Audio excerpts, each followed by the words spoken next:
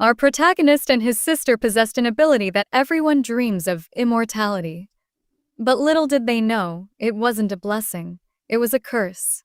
For years, they were trapped, forced to endure unimaginable pain, exploited by a guild that called themselves humanity's saviors.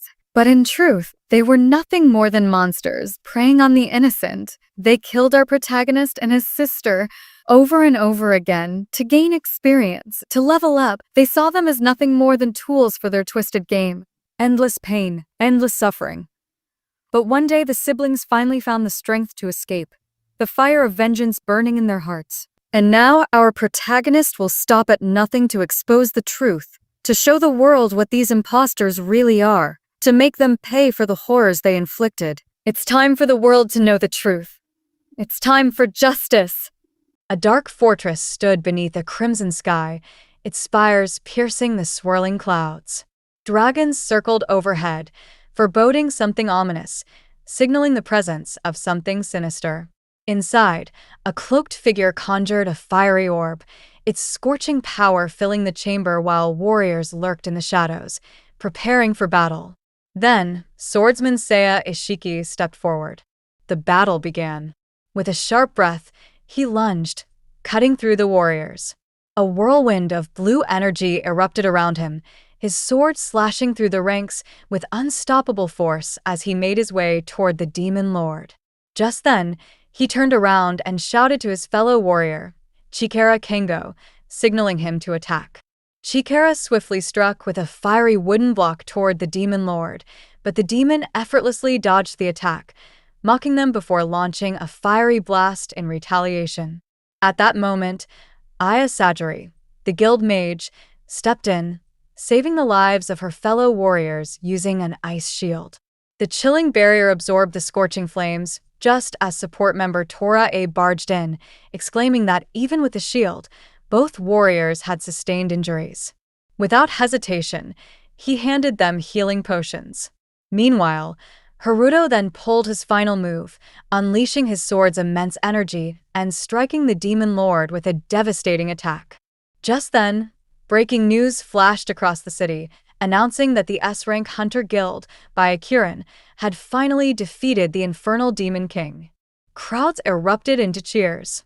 News reports stated that it had been about 200 years since Gates and creatures first appeared. The White Lotus, the world's strongest hunter guild, was praised as a group of heroes for defeating the demon lords. The scene shifted to a live broadcast where reporter Sato-san was interviewing the members of Byakuren. The reporter congratulated them, to which Kiro Haruto humbly responded, exclaiming that it was all thanks to the support from people worldwide. Someone from the crowd questioned how they had become so strong despite being just S-rank hunters. Haruto smiled widely and responded that it was through daily training. The scene then transitioned to the guild hall, where the members engaged in lighthearted chatter, joking about their rigorous daily training. However, Haruto, with a sinister smirk, suddenly interjected and exclaimed that it was necessary. He then turned his sharp glare toward the siblings, Kiryu Makoto Shin and Kiryu Minori Shin, who were chained. They captured Makoto and Minori, a pair of immortal siblings, and slaughtered them repeatedly to farm experience points. With a cold expression and a mocking tone, he questioned whether they agreed with his assessment, calling them monsters. After a brief pause, he seemed to reconsider his words, casually remarking that calling them monsters might be too harsh. A laugh escaped his lips as he continued, explaining that, thanks to them, the guild had grown stronger. Without hesitation, Haruto attacked Makoto, stating that he was very grateful. His sword sliced through, brutally cutting one side of Makoto's face.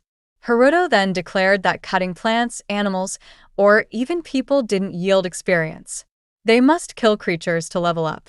Haruto then explained that there was one exception, the Undying. The other half of Makoto's face reattached itself, and in that moment, Haruto leveled up. A sinister smile crept onto his face as he licked his bloodied sword, exclaiming that if they killed those who revived endlessly, they could level up infinitely, stating that nothing could be easier. His fellow guild members, wearing equally sinister smirks, glared at the Kiryu siblings, ready to attack. They then brutally tortured them with intense rage and overwhelming energy. The hall was soon filled with bloodstains.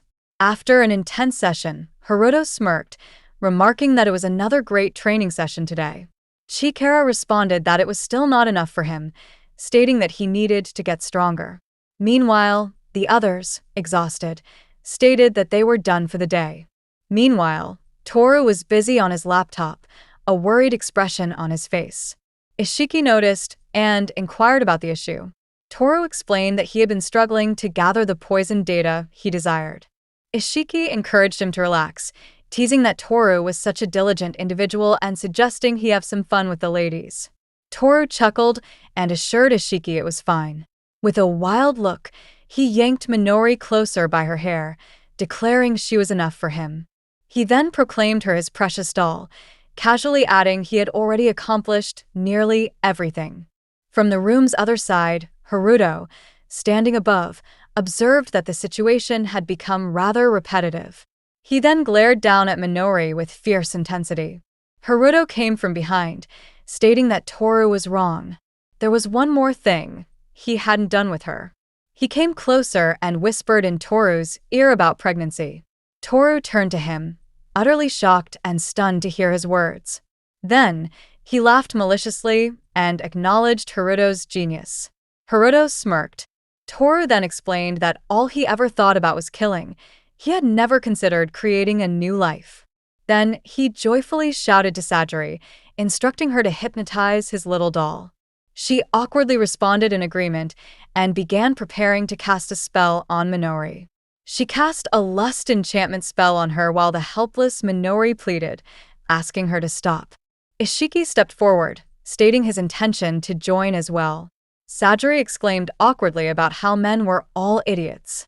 Meanwhile, Haruto ordered Sajiri to release the seal on the male monster. She asked for a reason, to which Haruto with a sinister smirk replied that even though Makoto's younger sister was being tormented right in front of him, he was bound by chains and couldn't do anything, making it a spectacular show. Sajiri then broke Makoto's chains. Realizing his chains were broken, he urged to go to his sister. His vision blurred with fury as he saw them closing in on her. His hands trembled as he tried to step forward, screaming at them to stop. Just then, Haruto used his holy lance. Haruto summoned his holy spear. A massive golden spear formed, radiating divine energy. With a swift thrust, it shot forward like a streak of holy light, slamming into Makoto. The force of the attack sent shockwaves through the air, sparks flying as the energy clashed violently against him. Haruto laughed loudly, looking down at Makoto as he lay on the floor helplessly, his body tensed in pain. Blood seeped from his wrists and legs. Haruto declared that he would give Makoto a front seat with his holy magic.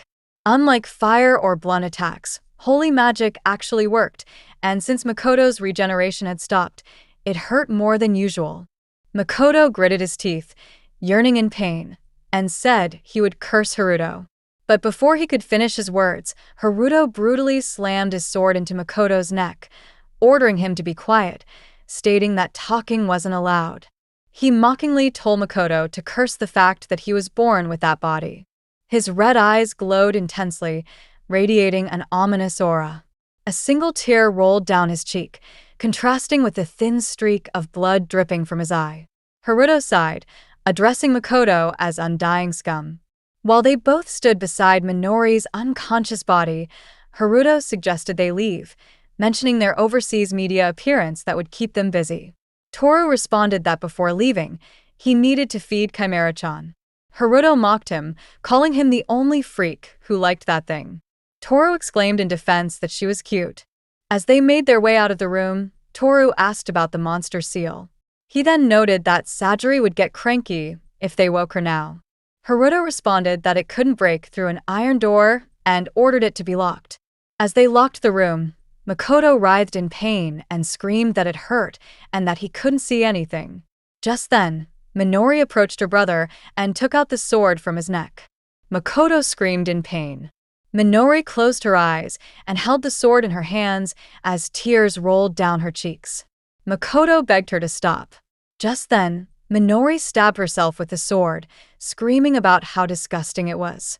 She wanted to forget everything, pretend it never happened, and change her whole body.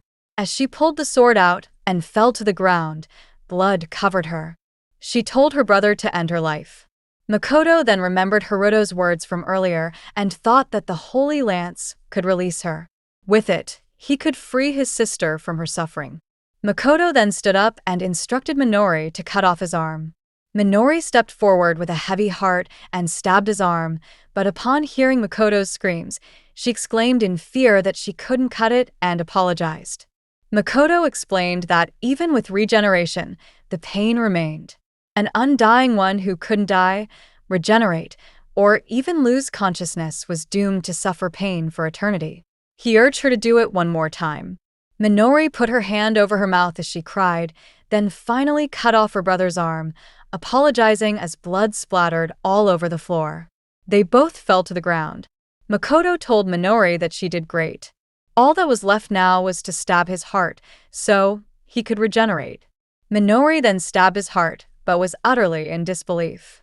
Her eyes widened in shock when a radiant yellow energy emerged with a blue aura swirling around the room, and a pop-up showed a level up. Both siblings were in disbelief. Minori questioned the level-ups. Makoto seemed to realize something.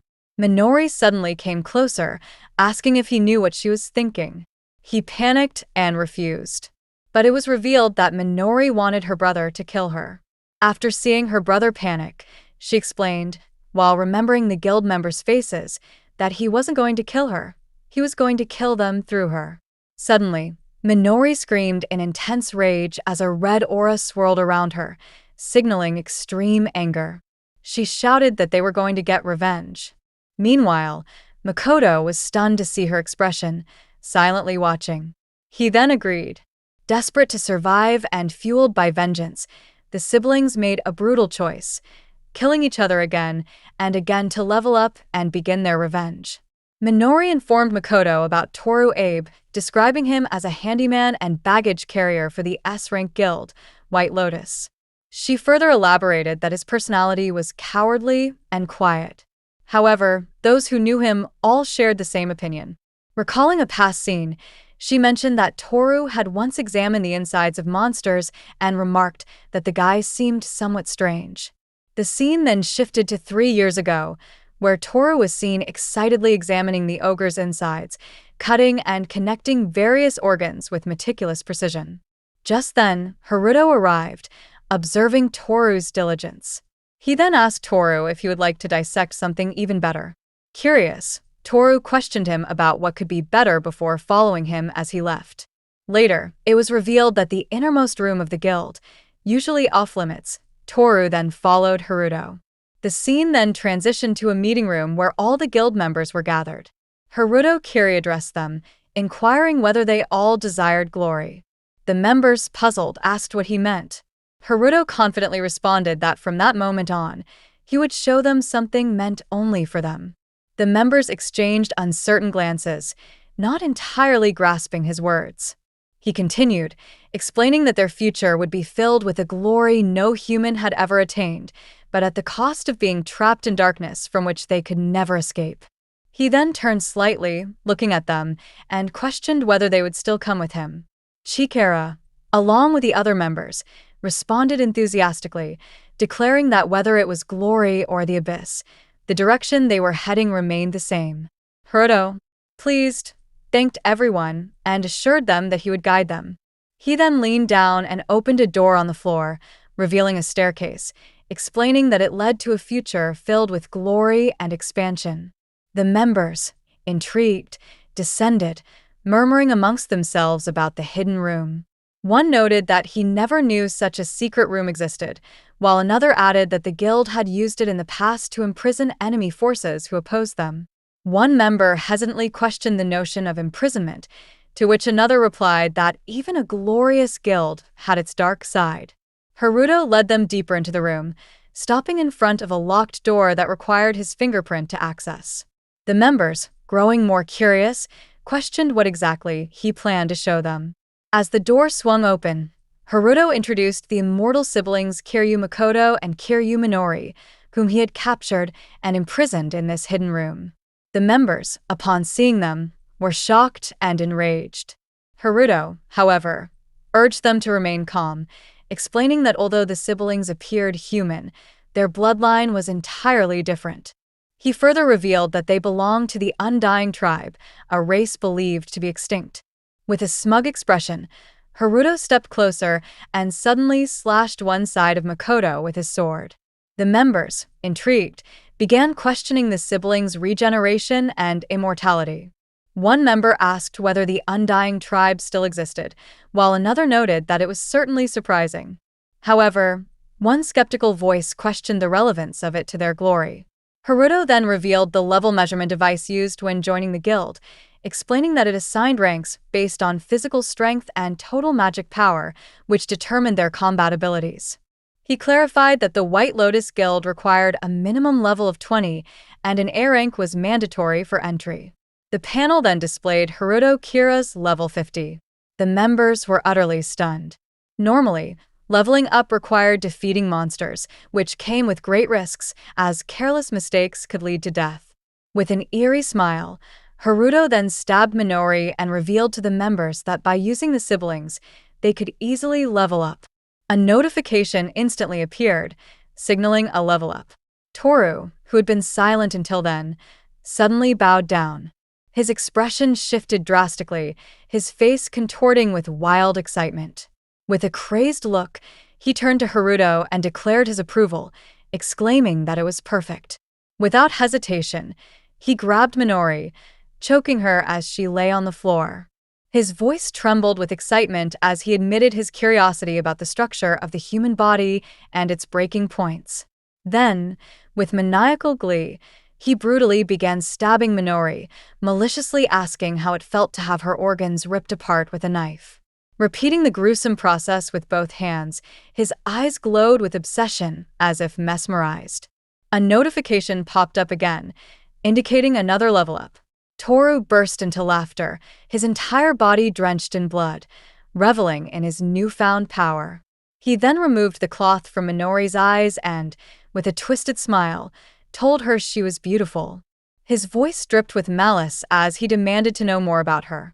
He then continued his cruel experiments, playing with her body like a deranged scientist, ensuring that she truly couldn't die. He tested poisons, poured chemicals onto her exposed flesh, and casually ripped apart her limbs while smiling.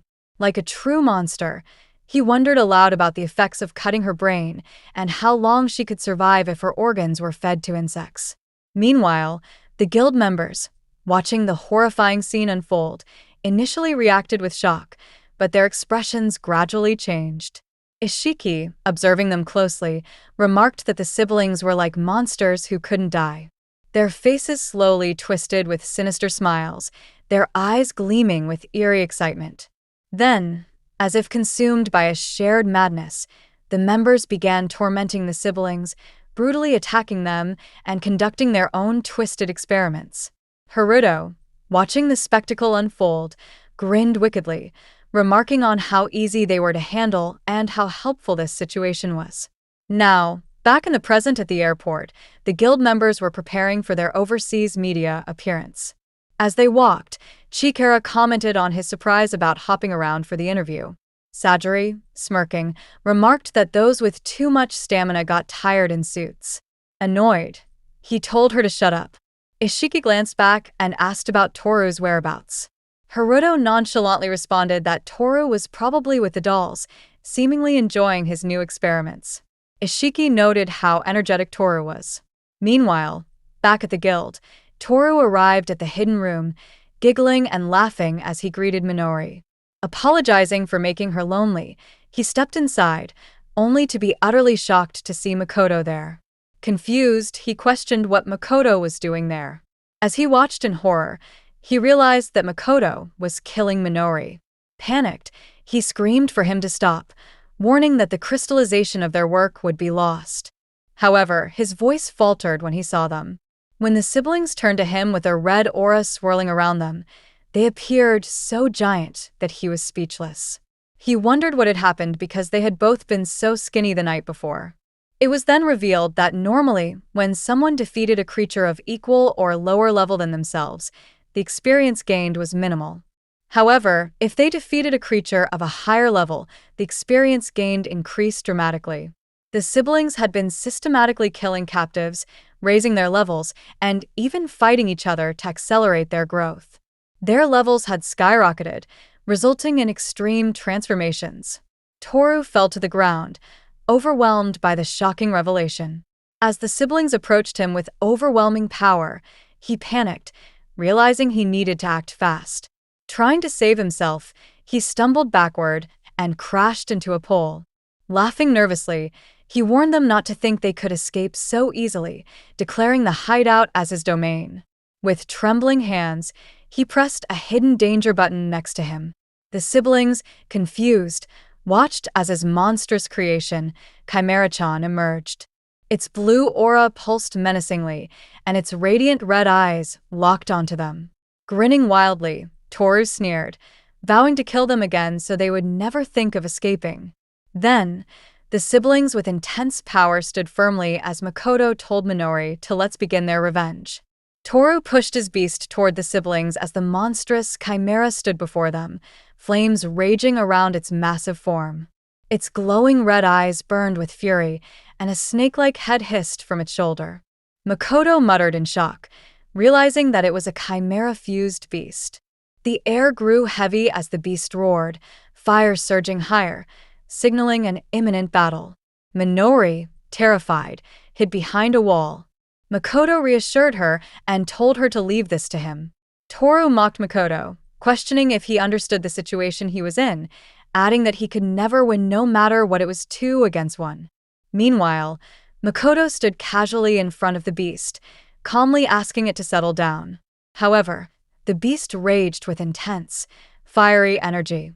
Toru spoke to his beast, stating that Makoto was just food that regenerated, and he would make sure to feed it plenty. Confidently standing beside his beast, Toru exclaimed that, in the end, the two of them were nothing but food. He told them to stay chained up and quietly offer their experience points. Then, he clung to the wall where Minori was hiding and laughed maniacally, adding that it might be fun to let Chimera-chan have some fun with her. He wondered aloud what the child of a chimera and an undying tribe member would be like. Minori trembled, terror washing over her face. Makoto pressed his hand against the wall, his eyes filled with anger and a bloody intensity.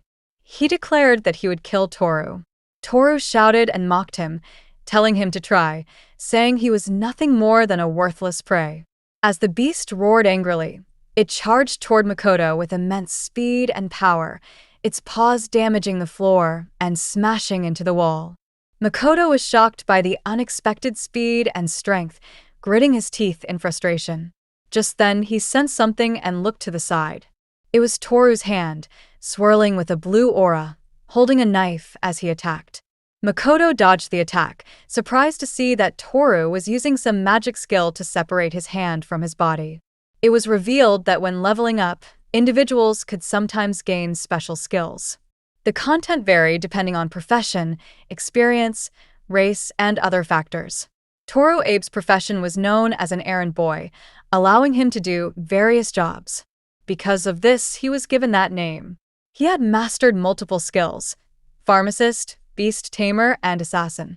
His unique skill was the ability to generate a warp portal connecting different spaces. Not only could he take items in and out, but he could also use them for assassination, making it a rare skill. With combat strength capable of defeating the Demon King, he possessed power worthy of joining an S-rank guild. Meanwhile, the battle between the beast and Makoto intensified. Eventually, Makoto was taken down by Toru's beast. Toru laughed as he enjoyed the bloody sight of the battle, pointing out that even if Makoto leveled up, he was nothing more than a weakling with a regeneration skill. Mockingly, he stated that Makoto was nothing but food for leveling up. Minori, still hiding behind the wall, worried about her brother. Despite his body being torn apart, Makoto still stood up. Toru was shocked by this and asked Chimera-chan if it was impossible with just this level. He then commanded his beast to eat Makoto. The beast roared, its eyes burning with intense energy, and locked onto its target. It lunged at Makoto, devouring him. Toru declared that, no matter how much he tried to regenerate, he could not escape Chimera-chan's power. However, Toru was stunned when Chimera-chan suddenly threw up Makoto and then collapsed onto the floor, vomiting a green liquid, probably poison. Concerned, Toru rushed toward his beast, wondering what had happened. Meanwhile, Makoto regenerated and stood up, telling Toru that he had been instinctively avoiding it, but there was no need for that now. Toru turned around, shocked to see Makoto regenerating. In anger, he rushed toward him, shouting that Makoto had killed Chimera-chan. Swiftly, he attacked, telling him to die. Makoto tried to stop him, warning him that he was the one who was going to die. Toru was startled by these words and instinctively stepped back. He then noticed a green liquid dripping from his hand and exclaimed that it was burning. It was revealed to be a skill called poisoning, a technique that turned the target into deadly poison. Makoto explained to Toru that, in this case, it was his own blood and flesh. Toru was stunned by this revelation, wondering how Makoto could gain a skill beyond regeneration. It was supposed to be impossible, as one could not acquire anything beyond their innate skills without specific training for their race. Makoto smirked, questioning if this wasn't the result of Toru repeatedly poisoning him. With a chilling expression, Makoto stabbed his own wrist with a knife, ripping apart his arm, mocking Toru by telling him to take his poison back. Then, he delivered a powerful punch, leaving Toru bruised all over. With an enraged expression, Makoto asked who had stolen away the peaceful life they once had. He demanded to know if Toru had stopped when they screamed for him to stop. Or if it were just him. Makoto clenched his fist, filled with immense energy, and furiously attacked Toru, smashing him into the floor. With a voice full of wrath, he demanded to know what Toru had done to his sister, Minori. The impact of the attack was so powerful that the floor cracked. Makoto then used his regeneration skill on Toru's wounds, healing him. Toru was horrified and asked why Makoto did this. With a furious look in his rage-filled eyes, Makoto responded that this level of injury would not calm his anger. Mockingly, he reminded Toru of the question he had asked earlier, recalling his previous words. With a smirk, Makoto taunted him, questioning how it felt to have his organs shredded with a knife. With a smirk, Makoto then stabbed Toru with his knife. Using his skills, he declared that this was karma. He would teach Toru the meaning of that word with his own body. The scene then shifted to the guild members. They were returning, wondering if Toru was still with the dolls. Ishiki laughed, remarking that Toru was probably taking some data. Haruto asked Sia to go and get Toru, adding that they should celebrate defeating the Demon King since enough time had passed. Ishiki made his way toward the room, calling for Toru. However, he was shocked by the scene before him upon reaching the room. The walls were cracked, blood was splattered all over, and Toru's beast lay lifeless on the floor. He wondered what had happened and called out to Toru. Rushing into the next room, Ishiki was met with a horrifying sight. Toru was hanging in the worst possible condition. His body was burning from poison, blood dripping down. Ishiki stood frozen, utterly shocked by Toru's situation. Minori now introduces Konga Chikara, an S-rank martial artist and the strongest wielder of power in Byakuren. He is said to be a man of deep emotions who would risk his life for his comrades, but those closest to him know the unfathomable nature of his malice. Meanwhile, as he walked through the hall, one boy praised him and exclaimed his desire to have a body as strong as Konga's someday. Another responded, dismissing the idea, stating that no matter how much he trained, he could never be like Konga Chikara. Chikara stopped in his tracks, placed his hand on the man's shoulder, and acknowledged that it was true effort did not always bear fruit easily. He added that his own body could never have been obtained without effort. Encouraging them, he told them to keep at it. The boys, startled by his presence, watched as he left, their admiration growing. They chattered in amazement, speaking of how he was already over level 300. On his way out, Chikara gritted his teeth, recalling his own words. The scene then shifted to a year ago, where Minori and Makoto lay on the floor, wounded and covered in blood. Chikara swept Makoto under his foot and coldly remarked that if the effort had clear and visible results, it would be a different matter.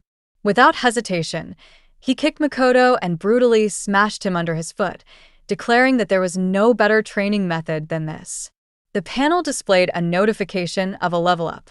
Grabbing Minori by her head, he laughed, mocking the ease of getting stronger simply by killing defenseless monsters. He then smashed her hard onto the floor. After tormenting the siblings, he spread his arms with pride, sighing that leveling up had been taking longer lately. Concluding that it was inevitable at his level, he turned back to Makoto, expressing his frustration. If Makoto did not react at all, it made things boring. Makoto, his face fully burned, listened in silence. As he healed, he clenched his fists, realizing that he had no choice but to make Chikara scream instead. Gathering all his strength, he punched Chikara with his full power. Chikara exhaled in satisfaction, counting aloud that it made 200 ribs broken for the day. Stretching his hands, he sighed and demanded that they try harder and scream more. Turning to Minori, he attacked her with his leg, ordering her to scream with a good voice as he smashed her harder with his foot. Minori, unable to bear the pain, let out a louder scream. Pleased, Chikara turned to Makoto, suggesting they add 100 more for his little sister. With sinister eyes, he demanded to be entertained. The scene then shifted back to the present, where Chikara and the boys were exercising in the gym. Ishiki arrived, informing Chikara about the situation. With other members, Chikara reached the room, only to be shocked by the chaos inside. Haruto questioned Ishiki about the siblings, causing Ishiki to panic. He hastily responded that he knew nothing, explaining that by the time he arrived, they were already gone.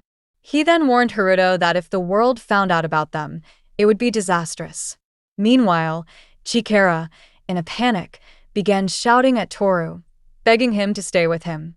His eyes then caught sight of Toru's laptop. As he examined it, he discovered a video of Makoto beating Toru. Panic set in as he watched closely, horror overtaking him as he realized the extent of the torture Toru had endured. In a fit of rage, he smashed his fist into the floor, vowing to kill them. Haruto, gripping his sword, remained silent, his expression unreadable.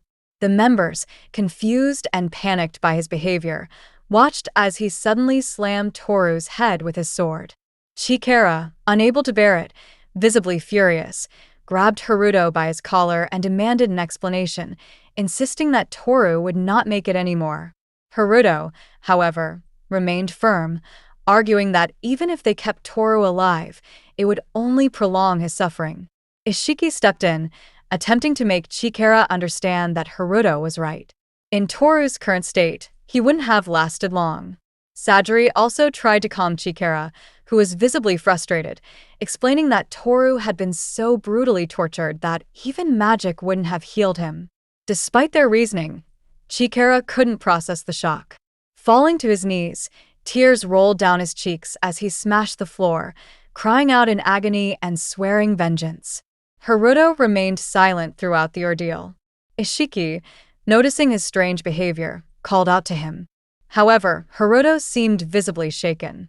Placing a hand on his right shoulder, he appeared to have realized something. Ishiki, worried, called out again.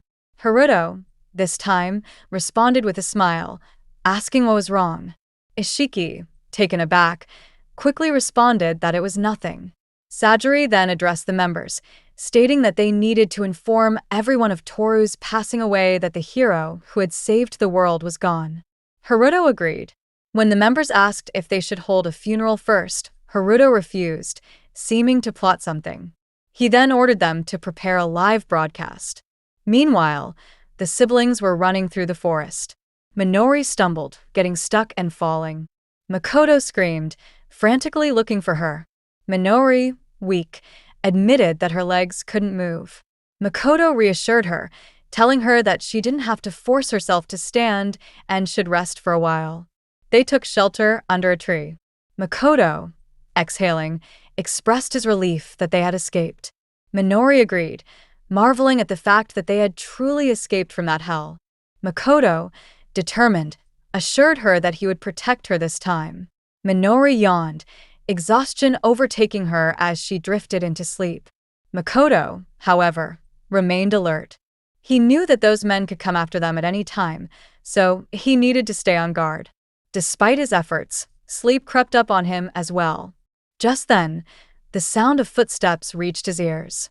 Jolting awake, Makoto recognized the unmistakable presence of Malice. Believing Minori would be safer where she was, he left her there and ran toward the source of the presence. In the middle of the forest, he discovered a house. He wondered if it was coming from there. Just as he was about to approach, a man from behind suddenly stabbed him in the neck with a knife. Makoto collapsed, his body hitting the ground hard. The revelation came too late, for people were surrounding him, all targeting him. Makoto, visibly angry, demanded to know who the hell they were. The thugs surrounded Makoto, ready to attack. One of them wondered if this was the guy they were after. Another commented that there was no woman with him, but someone else pointed out that kidnapping one person for 500 million was an easy job. The girl beside him agreed and told him to finish this quickly. She then stepped forward and cast a strength enhancement spell using her wand. A yellowish energy spread out to the other members, making them significantly more powerful. A big guy stepped forward to attack Makoto, swiftly swinging his wooden stick, exclaiming how easy this would be. However, Makoto casually fixed his jaw and head, leaving the others in shock. The mage girl expressed her disbelief, certain that he should have been dead just now. Makoto, cracking his neck nonchalantly, questioned the gang members, asking if they were their subordinates. The men remained silent. He then remarked that it did not matter to him who they were and immediately attacked the guy with blonde hair, brutally smashing him into the floor. The other members were utterly shocked. After knocking out the big guy, Makoto turned to the remaining members and stated that anyone who directed malice toward him was an enemy. His eyes glowed red with intense anger as he spoke. The members stepped forward, launching an attack on Makoto and managing to cut his arm. One of them smirked, believing they had the upper hand. However, Makoto swiftly used his skill, retaliating by striking the same guy back with his own arm, effortlessly knocking both of them down. The mage girl, now frightened after witnessing the scene, hesitated. Makoto then turned his gaze towards her and remarked that she was the only one left now. The girl, determined, cast a powerful purple lightning spell, creating an intense purple aura around her. She attacked using her wand, confident that no matter how fast Makoto was, he could not avoid the thunder strike. However, as the smoke cleared, her smile faded. Makoto was still standing, completely unfazed by the intense strike. She stared at him in disbelief, questioning who he really was. Determined to finish him, she began preparing an even more powerful spell and attacked once more. But again, Makoto emerged unscathed, casually stepping forward as if nothing had happened. Now visibly terrified, the girl turned and started running, desperate to save herself. But Makoto declared that he would not let her escape. He then captured all four of them and hung them from a tree. Changing into one of the members' clothes, which fit him perfectly, he informed them that he had spared their lives, so they should consider themselves lucky. With that, he left. Makoto arrived at Minori, who was still sleeping. As he approached, she woke up. He apologized, asking if he had disturbed her, but she reassured him that she was fine. Noticing his outfit, she curiously asked where he had gotten those clothes. He smiled and replied that a kind person had given them to him. Excitedly, he then revealed that he had also brought clothes for her, which made Minori eager. He told her to change so they could move ahead. After changing, the siblings continued their journey. As they walked, Makoto thought that if they went a little further, their pursuers would not be able to find them right away. Soon, they reached a waterfall. Makoto suggested that they rest there for a while. The siblings lit a fire, and Makoto opened his luggage, which he had taken from the gang members earlier. Minori, upon seeing the snacks inside, screamed happily. Makoto told her that she could eat them, though he noted that there was only a little. Minori ate the snacks and thanked him. Meanwhile, Makoto observed that the attackers had only carried weapons and emergency rations, offering no useful information. Determined to gather more intelligence, Makoto decided to leave for town. He informed Minori that he also needed to get food supplies and instructed her to stay hidden. Minori nodded in agreement. The scene then shifted to the city. Upon arriving at the market, Makoto was shocked and surprised by the things he saw. He sold the weapons he had taken, marveling at the unexpected high value they fetched. Entering a mart, he considered that with this money, he would be able to feed Minori properly. After finishing his shopping, he sighed, wondering what his next move should be. He knew that Abe Tora had only been cannon fodder among their enemies, but the real threats were still out there.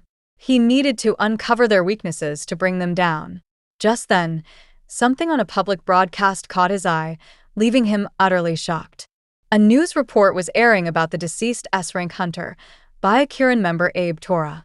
Haruto, speaking in the broadcast, shared that Tora had been an important comrade who had wisely supported them. He declared that Tora had been cruelly tortured and killed, vowing that they would never forgive those responsible. The public began chattering about the incident. The crowd raised slogans, chanting in support of Byakuren. Then Makoto and Minori's photos appeared on the screen. Their names, Kiryu Minori and Kiryu Makoto, were announced as the ones responsible for killing Tora. Makoto, watching the broadcast, realized the truth. This was why those people had attacked him earlier. Haruto, his eyes filled with tears and rage, shouted aggressively, asking if they were watching. He vowed that no matter where they were, Byakuren would not let them escape and that they would surely face the consequences. The crowd roared in agreement, cheering for the organization and vowing to cooperate in finding those responsible. They declared that they would never forgive the ones who had killed their hero. Makoto processed the situation and came to a realization. So, they planned to continue hiding their crimes. If that was their decision, then he would respond accordingly. His expression darkened with fury. With fiery red eyes and intense anger, he swore that he would definitely drag them down. A few days after the Kiryu siblings' escape, the guild members gathered in the meeting room. Chikara was relentlessly beating a subordinate, demanding why he couldn't bring back at least one decent piece of information. He exclaimed in frustration, questioning if that was too much to ask. Sajiri suddenly slammed the table, grabbing Chikara's attention. She firmly stated that they had leveled up enough already, implying that perhaps they no longer needed to pursue the information. Ishiki, visibly worried, hesitated before voicing his concern. If what they had done to the siblings got exposed to the world, the consequences could be dire.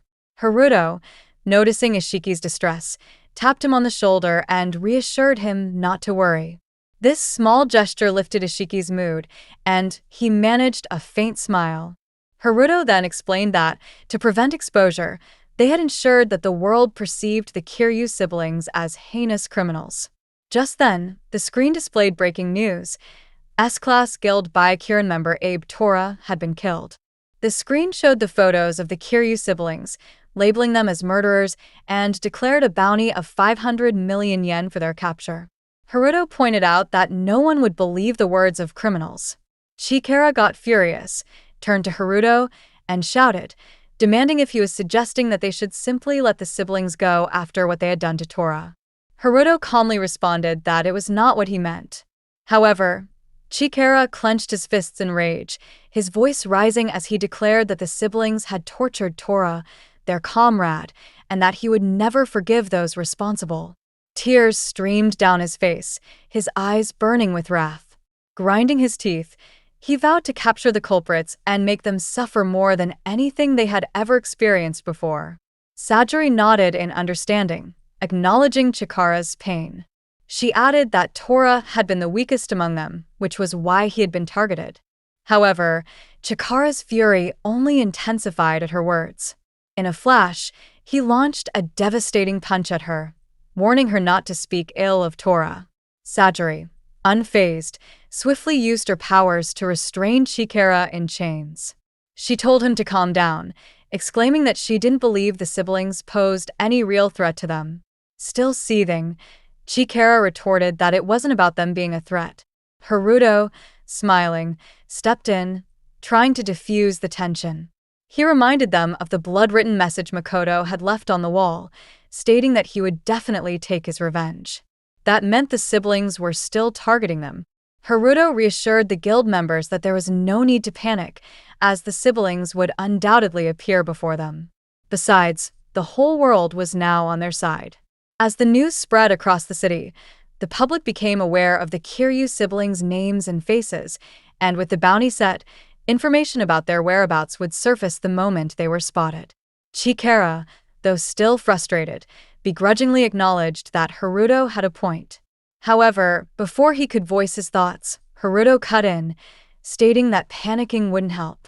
He reminded them that they were the world's heroes and that they still needed to prepare for future battles against other demon lords. Turning to the group, he announced that they should call it a day, as everyone was exhausted from the past few days. He urged them to rest up so they could resume their efforts with renewed energy. Yet, even as the meeting ended, Chikara remained unable to bear the loss of his friend. Sighing in rage, he vowed not to forgive the siblings and swore to find them. Meanwhile, at the siblings' hideout, they awoke after a restful sleep.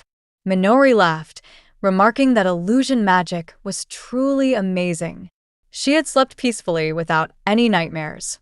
Makoto, relieved, said he was glad to hear that and added that, now that they had rested well, it was time to move. He explained that staying in the same place for too long would eventually lead to their capture. Minori, worried, pointed out that they were wanted criminals and that their faces were widely recognized. If they were caught, Makoto interrupted, assuring her that there was no need to worry since he had found something useful. He reached into his bag and pulled out a face mask, explaining that as long as they wore these, their faces would be hidden without obstructing their vision. As the siblings donned the masks, Minori exclaimed that this might actually work. With these, even if they encountered enemies, they would remain unrecognized. Makoto then instructed her to get moving. Minori hesitated for a moment before asking her brother if they had a destination. Makoto confirmed that they did. He explained that they were heading for a dungeon, a realm separate from the real world, hidden behind a gate where the laws of reality did not apply. It was a place where ordinary people were not even allowed to step foot. As they journeyed towards the dungeon, Makoto elaborated that the dungeon's terrain was complex and maze-like, making it the perfect place to hide. Pointing ahead, he mentioned that, according to the dungeon guide they had bought in town, there was a poison swamp dungeon at the top of the mountain. Because it was classified as a danger zone, hunters rarely ventured inside. He concluded that they would use it as their base. Upon reaching the dungeon's entrance, the siblings stood before the swirling gate, surrounded by a purple aura. Makoto reassured Minori that no matter what happened, he would be with her.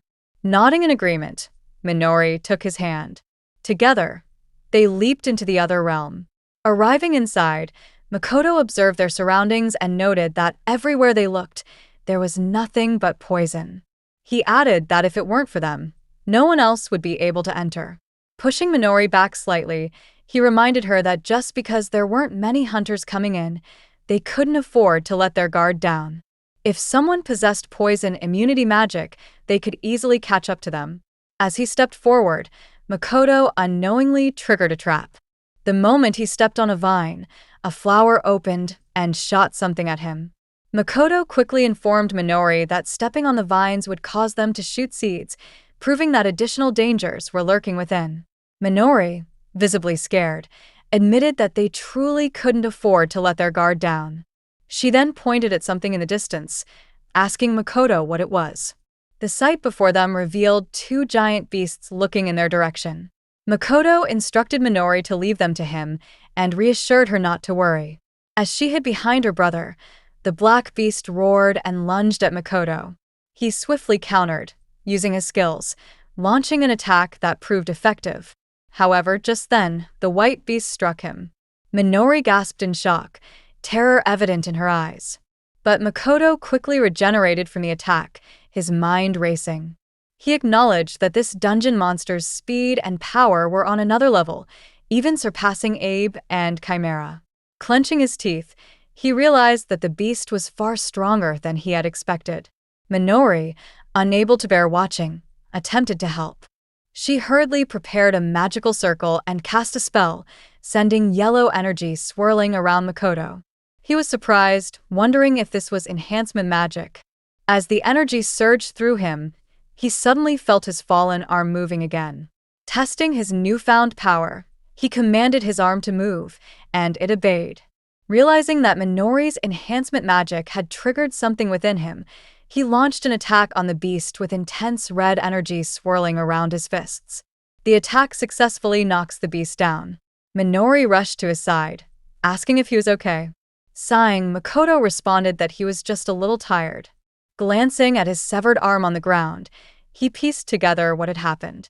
He recognized that his ability to manipulate his body had manifested, likely due to Minori's enhancement magic. As his arm regenerated and reattached itself, he felt an immense surge of power within him. Smirking, he acknowledged that this ability would prove to be incredibly useful. 1 month after the siblings had escaped, Chikara, along with his men, was practicing and engaging in a fierce battle against monstrous creatures. Casually knocking them down one by one, he leveled up effortlessly. The men, watching in awe, were impressed. One of them commented that, as expected of Chikara, he was taking down a wyvern as if it were nothing.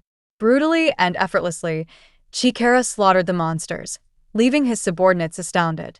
They exclaimed that there was no way they could pull off such a feat. As they finally sat down after the heated battle, Chikara furiously demanded where the hell those damn siblings were hiding. One of the men responded calmly, telling him there was no need to rush, as word was that bounty hunters were scouring every corner, desperate to find them. Another reassured him, saying they would be caught in no time. Just then, another man spoke up, his voice carrying intrigue. He mentioned that he had heard something from a friend about a masked man. He then explained the details, saying that a few days ago, a friend of his had gone to clear the poison swamp dungeon and had witnessed something unbelievable. Apparently, someone had taken down a poison snake with their bare hands. Chikara's eyes narrowed as he questioned if it was really a poison snake. The man nodded and elaborated that the creature was an A-rank monster, its venom so potent that it could kill a mountain elephant instantly. Another one of the men added that he couldn't imagine anyone besides Chikara or Kengo taking one down alone. However, Chikara remained unfazed, remarking that the world was vast, and it wouldn't be surprising if there were powerful warriors they had never heard of. But curiosity flickered in his expression. He was intrigued by the individual who had slain the poison snake with their bare hands. He then inquired when this had happened. The man replied that it had been 3 days ago. Chikara's eyes gleamed with intensity as he realized there was a chance they were still in the dungeon. His subordinates were taken aback, and one of them hesitantly voiced his concern, reminding Chikara that the poison swamp was a restricted zone and that they really shouldn't be going there. Before he could finish, Chikara's fist ignited with flames, and without hesitation, he threw a brutal punch at the man's face, sending him crashing backward. With a menacing growl, he asked if he had heard him right before declaring that they were heading to Poison Swamp immediately and ordering them to get ready. A sinister smirk spread across his face as he wondered about the masked man. Meanwhile, inside the dungeon, Makoto suddenly sensed something was off. Minori, noticing his unease, asked what was wrong. Without answering, Makoto swiftly leaped onto a tree, scanning the area. As his gaze landed on the gate, realization dawned upon him. He muttered that it was Kengo. Minori's face paled with fear. Makoto jumped down from the tree, adjusting his mask, and declared that he was going. Panic flashed in Minori's eyes as she urged him to stay with her. He placed a reassuring hand on her head, telling her to calm down and that they had gotten stronger, too. This was their chance for revenge. Despite her worry, Makoto smiled gently and told her not to make that worried face, assuring her that not dying was a specialty, after all. As he prepared to leave, Minori's voice trembled as she warned him to be careful, saying that Kengo was a whole different monster compared to Abe Tora. She then cast an enchantment spell, strengthening Makoto with a power enhancement buff before he disappeared into the shadows. Makoto activated his vision enhancement spell, observing Kengo's movements. He spotted him entering the realm through the dungeon gate and quickly hid behind a tree. He reasoned that if Kengo was near the entrance, there was a high chance he would escape outside, so he needed to move a little further away. His sharp eyes caught sight of a venomous pig nearby. A plan formed in his mind as he decided to use it. Without hesitation, he cut the tip of his finger and stabbed the bloodstained knife into the pig, activating his hypnosis and hallucination skills. For a few minutes, this ability would allow the user to manipulate the target's perception, creating illusions at will. Additionally, it enabled partial absorption of the target's body. Commanding the hypnotized pigs, he sent them charging toward the front of the enemy pack. One of Kengo's men immediately noticed and pointed at the approaching pigs, alerting Kengo. Kengo smirked as the pigs charged toward them, remarking that they were perfect for a warm-up. Mocking his men, he ordered them to quit shaking and charge. As the battle began, Kengo and his group swiftly took down the pigs. Mocking Makoto, Kengo sneered, asking if that was all he had got before signaling for his men to move forward. One of the men hesitated and voiced his concern, suggesting they take a little break. Kengo's expression darkened as he turned sharply, his voice laced with ridicule, questioning what kind of weak-ass nonsense he was spouting. The man hesitated before muttering that it just fell off, mentioning that his breathing was becoming labored. Just then, blood trickled down his face like crimson tears. One by one, the men began coughing violently, hacking up blood. Someone gasped, questioning what was happening. Chikara's eyes widened as he covered his nose and mouth, muttering in shock that this smell was poison. But he was confused, as poison boars didn't release this kind of stench, even when they died. He wondered what the hell was happening. Before he could think further, a shadow moved in a flash. Makoto launched a sudden attack from behind, his blade aiming for Kengo.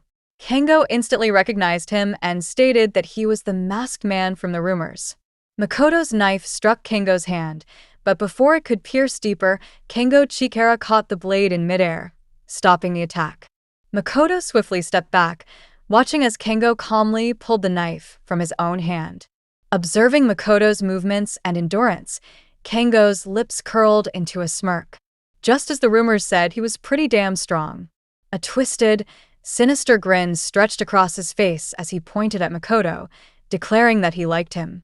Makoto's eyes widened in shock. Kengo continued, saying that he liked strong guys. Then, his expression darkened with contempt as he stated that, on the other hand, weaklings disgusted him to no end. Gesturing towards his fallen subordinates, he sneered that those guys had died because they were weak. Then, with an eerie glint in his eyes, Kengo extended his hand toward Makoto, declaring that he could tell just by feeling it that Makoto was strong. His voice dripped with excitement as he offered Makoto a proposition to join him. Chikara asked if Makoto would like to become his companion. He further explained that if he became his subordinate under the name of Byakuren, he would gain money, honor, and women, adding that everything would be his. With a smile, he asked what he thought, insisting that it was a great offer. Makoto remained silent. Chikara then commented that, as he had said earlier, he liked strong people. Crushing the man's hand, he stated that he absolutely hated weaklings. Mocking him, he admitted that he had thought the man had some potential, but he guessed not. Without hesitation, he then crushed the man brutally, stating that watching them was so irritating. If that was the case, he should have just used them as punching bags. After listening to him, Makoto's eyes turned red as he recalled the torture he and his sister had endured. Clenching his fists, he asked Chikara why he tormented the weak like that. Chikara excitedly shouted that he did it because it was fun. He explained that when he punched the weaklings, they all reacted the same way, with a hopeless look on their faces, apologizing and begging for help. He exclaimed that they all said the same things, and with a sinister grin, he stated that their faces scrunched up in fear. Throwing his arms wide, his head tilted back as he burst into crazed laughter. He then jumped on the man's body, crushing him brutally. He declared that their faces, stained with despair from that moment, were just so damn fun to witness. Makoto, using his skills swiftly, attacked and threw an intense punch at Chikara. Chikara dodged the attack and complimented him, stating that as men, they needed to fight first. The battle began. Chikara commented that he had not planned on letting him go, but he was really strong. Makoto thought to himself that he knew it. Chikara was truly a monster. In a flash, with intense power and rage, Chikara attacked him, throwing a crushing blow so powerful and intense that Makoto was taken aback.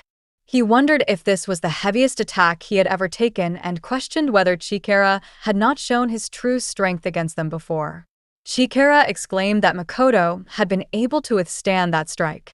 Laughing, he stated that, as expected, he must have held back too much.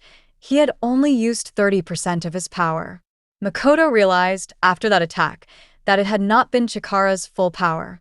Chikara then mocked him for using a weapon, telling him to use it all he wanted. With a sinister grin and a fiery aura swirling around him, Chikara commented that he would take every attack Makoto threw and show him who was stronger. Makoto then stepped into attack, but his weapon did not do much. Chikara questioned him, pointing out that he had not maintained his weapon. He stated that with a dull blade like that, he would not even scratch him when using his full strength.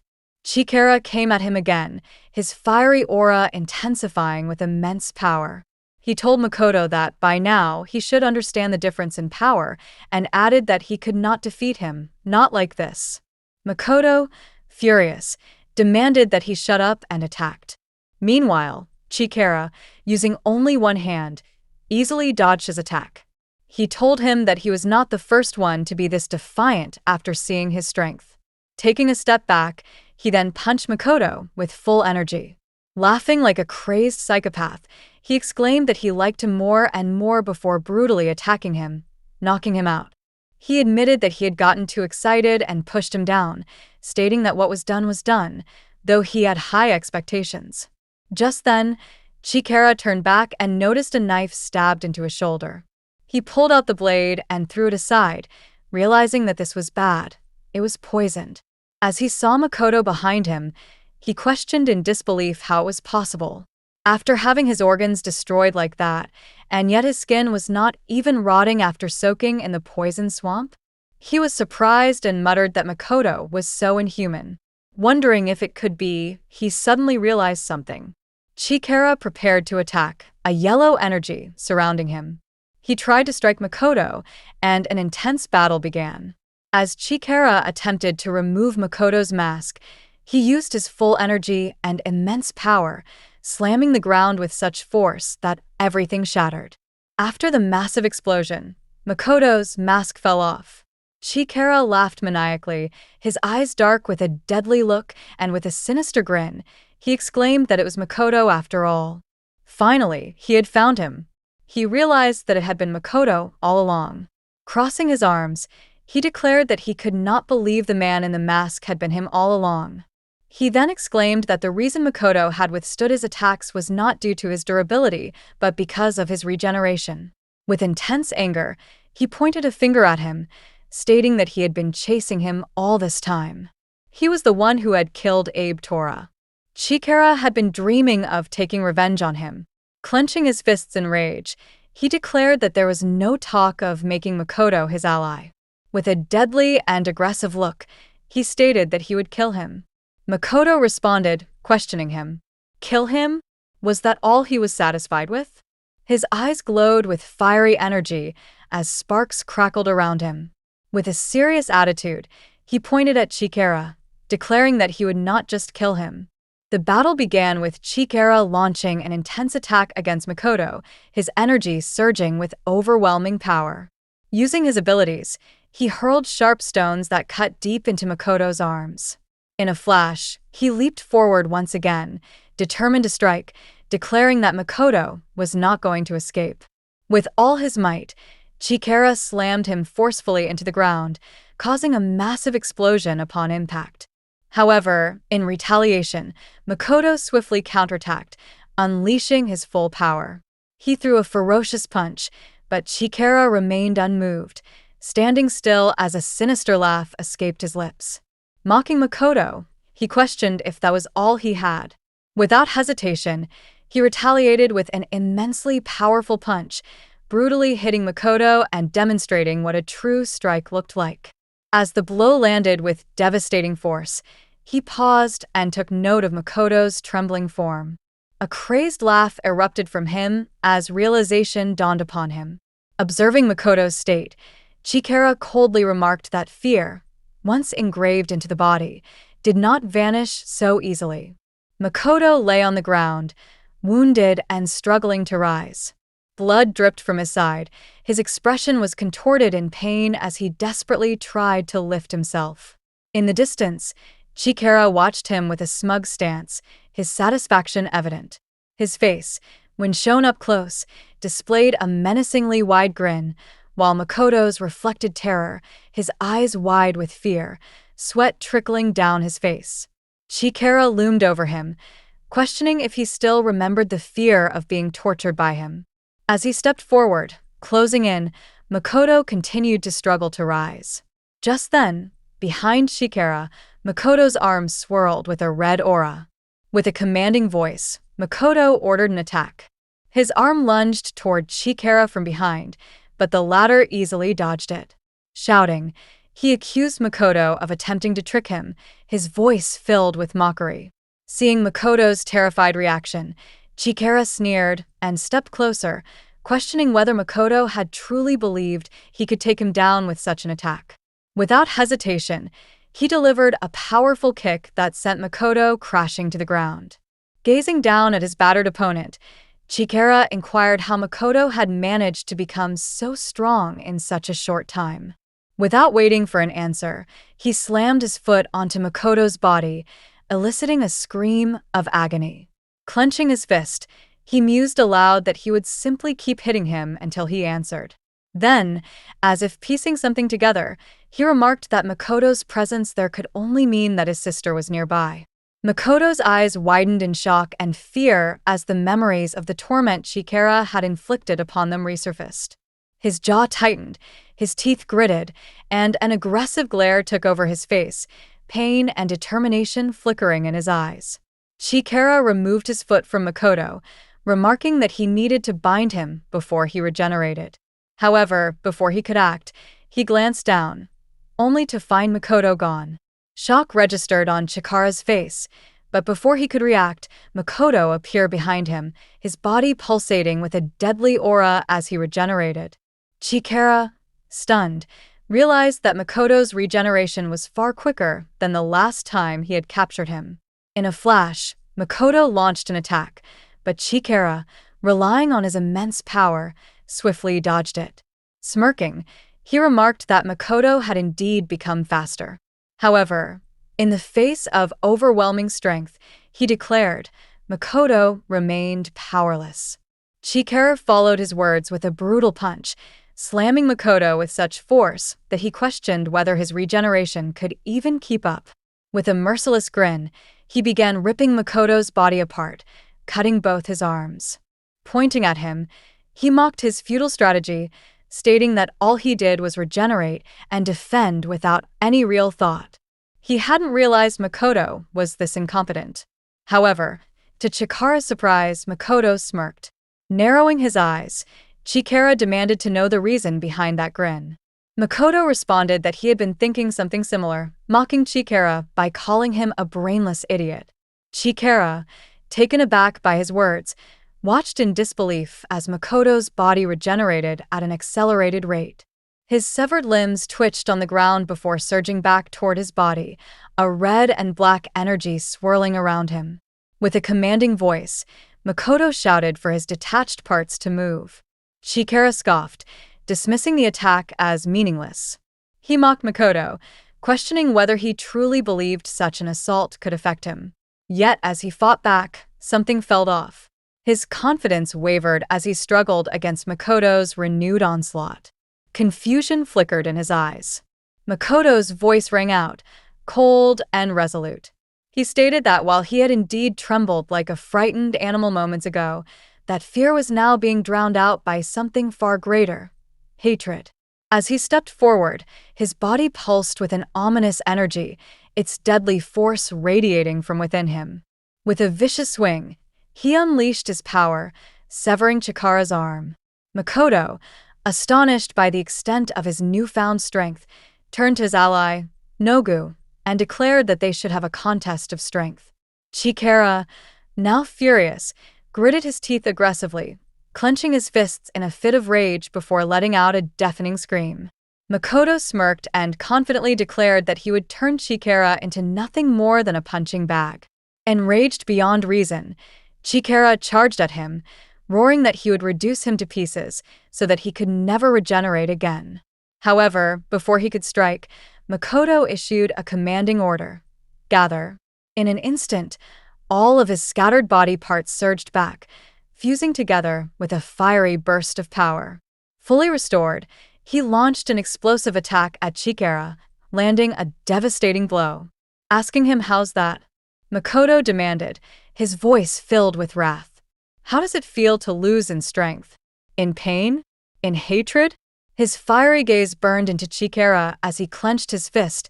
With a serious attitude, he exclaimed, "The fear we experienced he will engrave deep into his body." 1 week after the battle with Kongariki at the Byakuren Guild, Haruto and Ishiki walked through the corridor, discussing the preparations for the next Demon King battle. Haruto inquired if the preparations were going well, to which Ishiki responded that it should be done soon. Excitedly, Ishiki stated that they had to work hard for Toru's sake. Haruto, puzzled, asked who Toru was again. Ishiki awkwardly laughed, but Haruto, with a serious demeanor, turned to Kira and questioned what he was saying.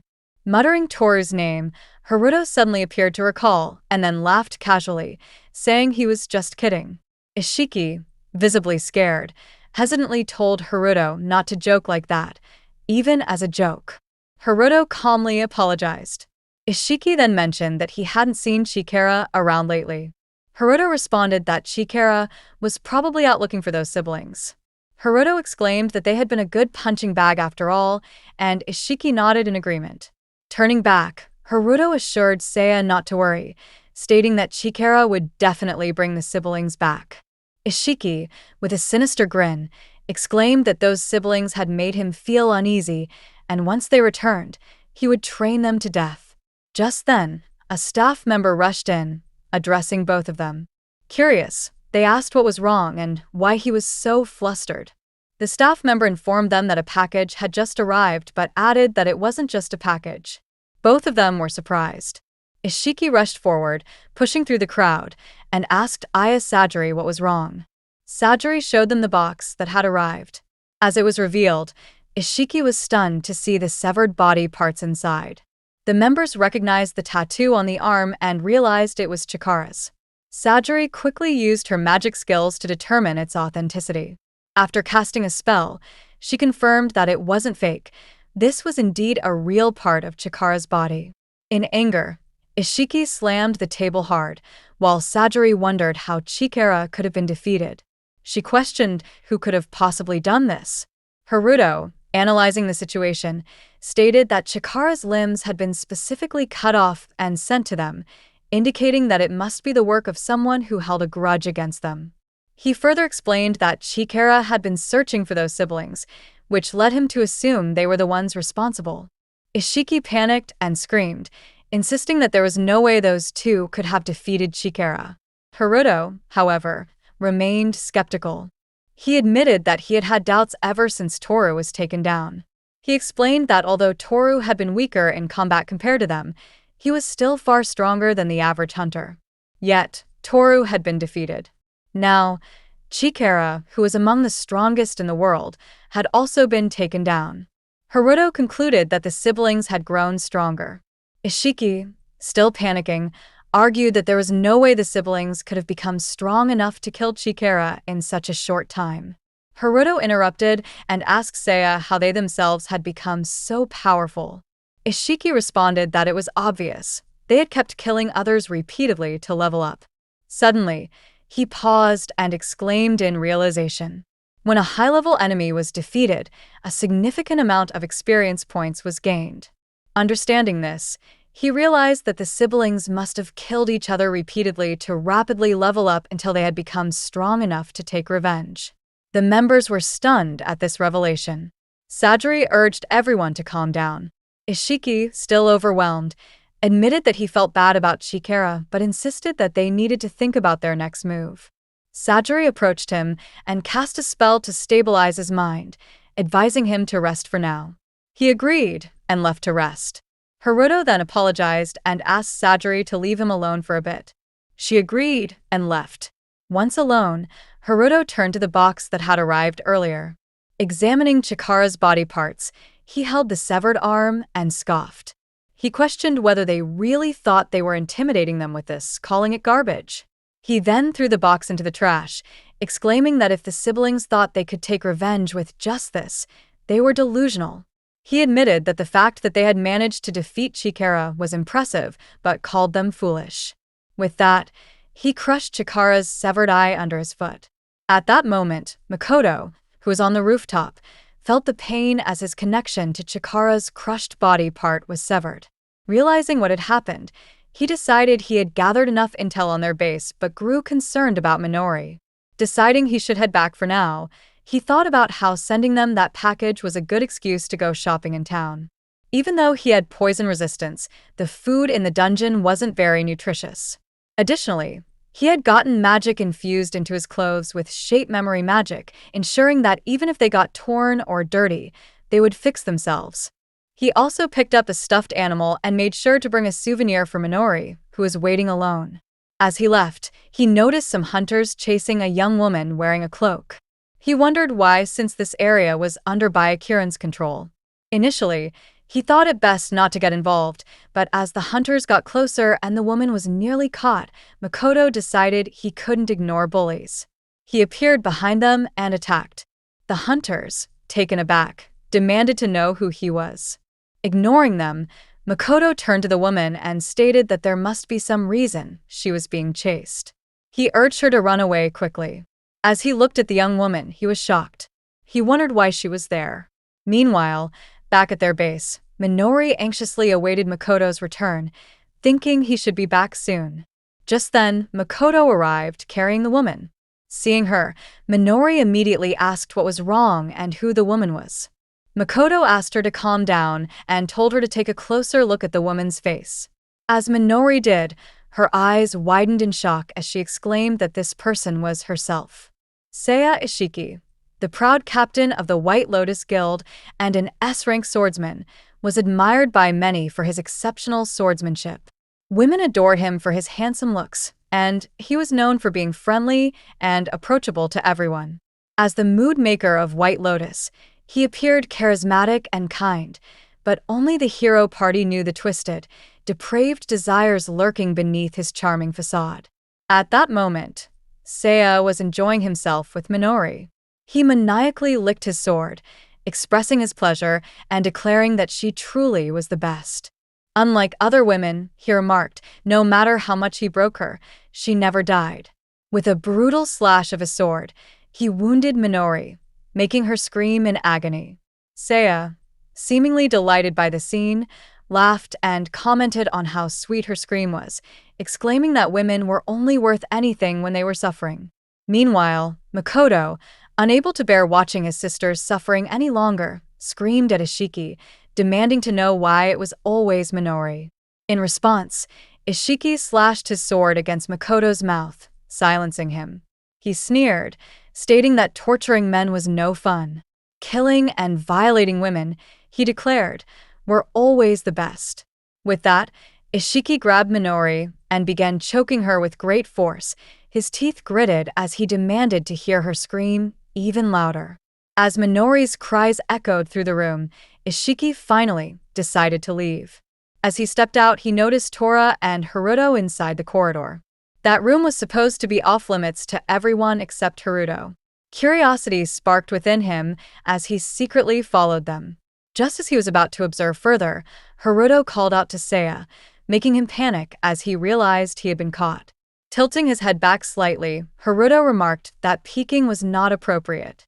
In response, Ishiki casually stepped forward, laughing awkwardly, admitting that he was merely curious since Tora had entered the room with Haruto.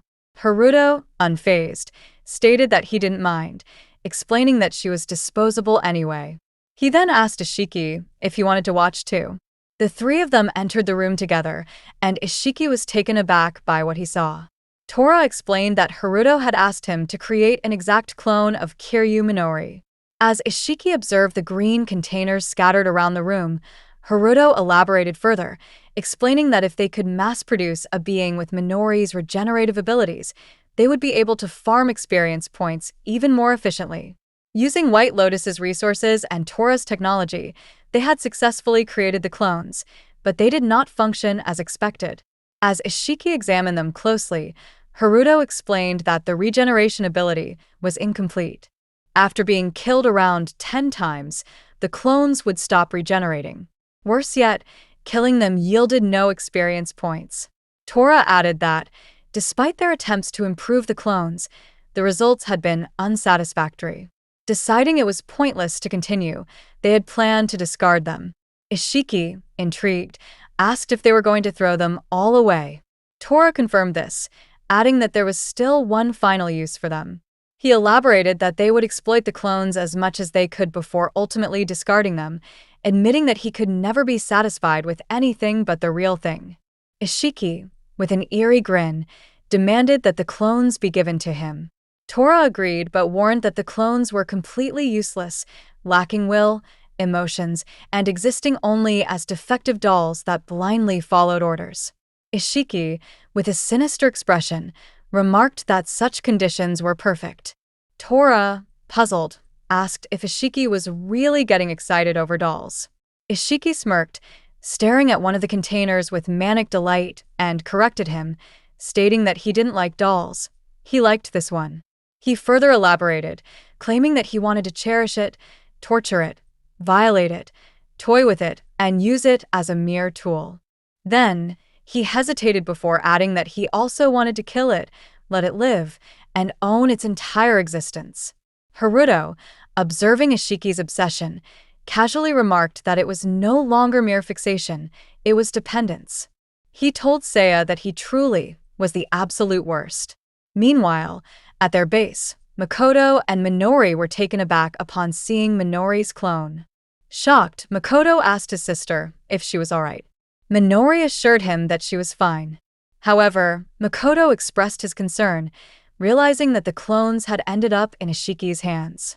Minori's clone confirmed this, admitting that she wasn't sure about the full extent of what had happened. But even now, she was certain that at least a dozen of them were still being used by him. Makoto, still puzzled, asked why she seemed different from what he had heard about clones not supposed to have emotions. She admitted that she didn't know either, but upon seeing something on television by chance, something warm had awakened inside her. At that moment, she became aware of her hatred and resentment towards Seiya Ishiki. Understanding her emotions for the first time, she had fled from the mansion. However, she knew that there were still others like her trapped there, and she desperately pleaded with the siblings to help save them. Makoto, deep in thought, suddenly turned to Minori and proposed using the clones to kill Ishiki. Minori, horrified, demanded to know what he was saying. Makoto explained that Ishiki had no idea the clones had emotions and always let his guard down around them. They could take advantage of this and eliminate him. Minori, shaken, asked what would happen to the clones if they were discovered. Makoto grimly admitted that, at worst, they would be killed. Minori, now visibly terrified, grabbed her brother's arms aggressively and screamed in frustration. She reminded him that these girls had never chosen to be born. Breaking down in tears, she sobbed, insisting that despite everything, they were still alive. She furiously told him never to speak of using them or allowing them to die. Minori then hugged her clone tightly, explaining that these girls were created from her own cells. They were like her little sisters. Wasn't it natural to want to save her own sisters if they cried for help?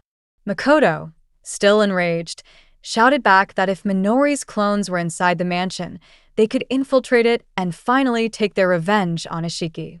He declared that this was a once-in-a-lifetime opportunity.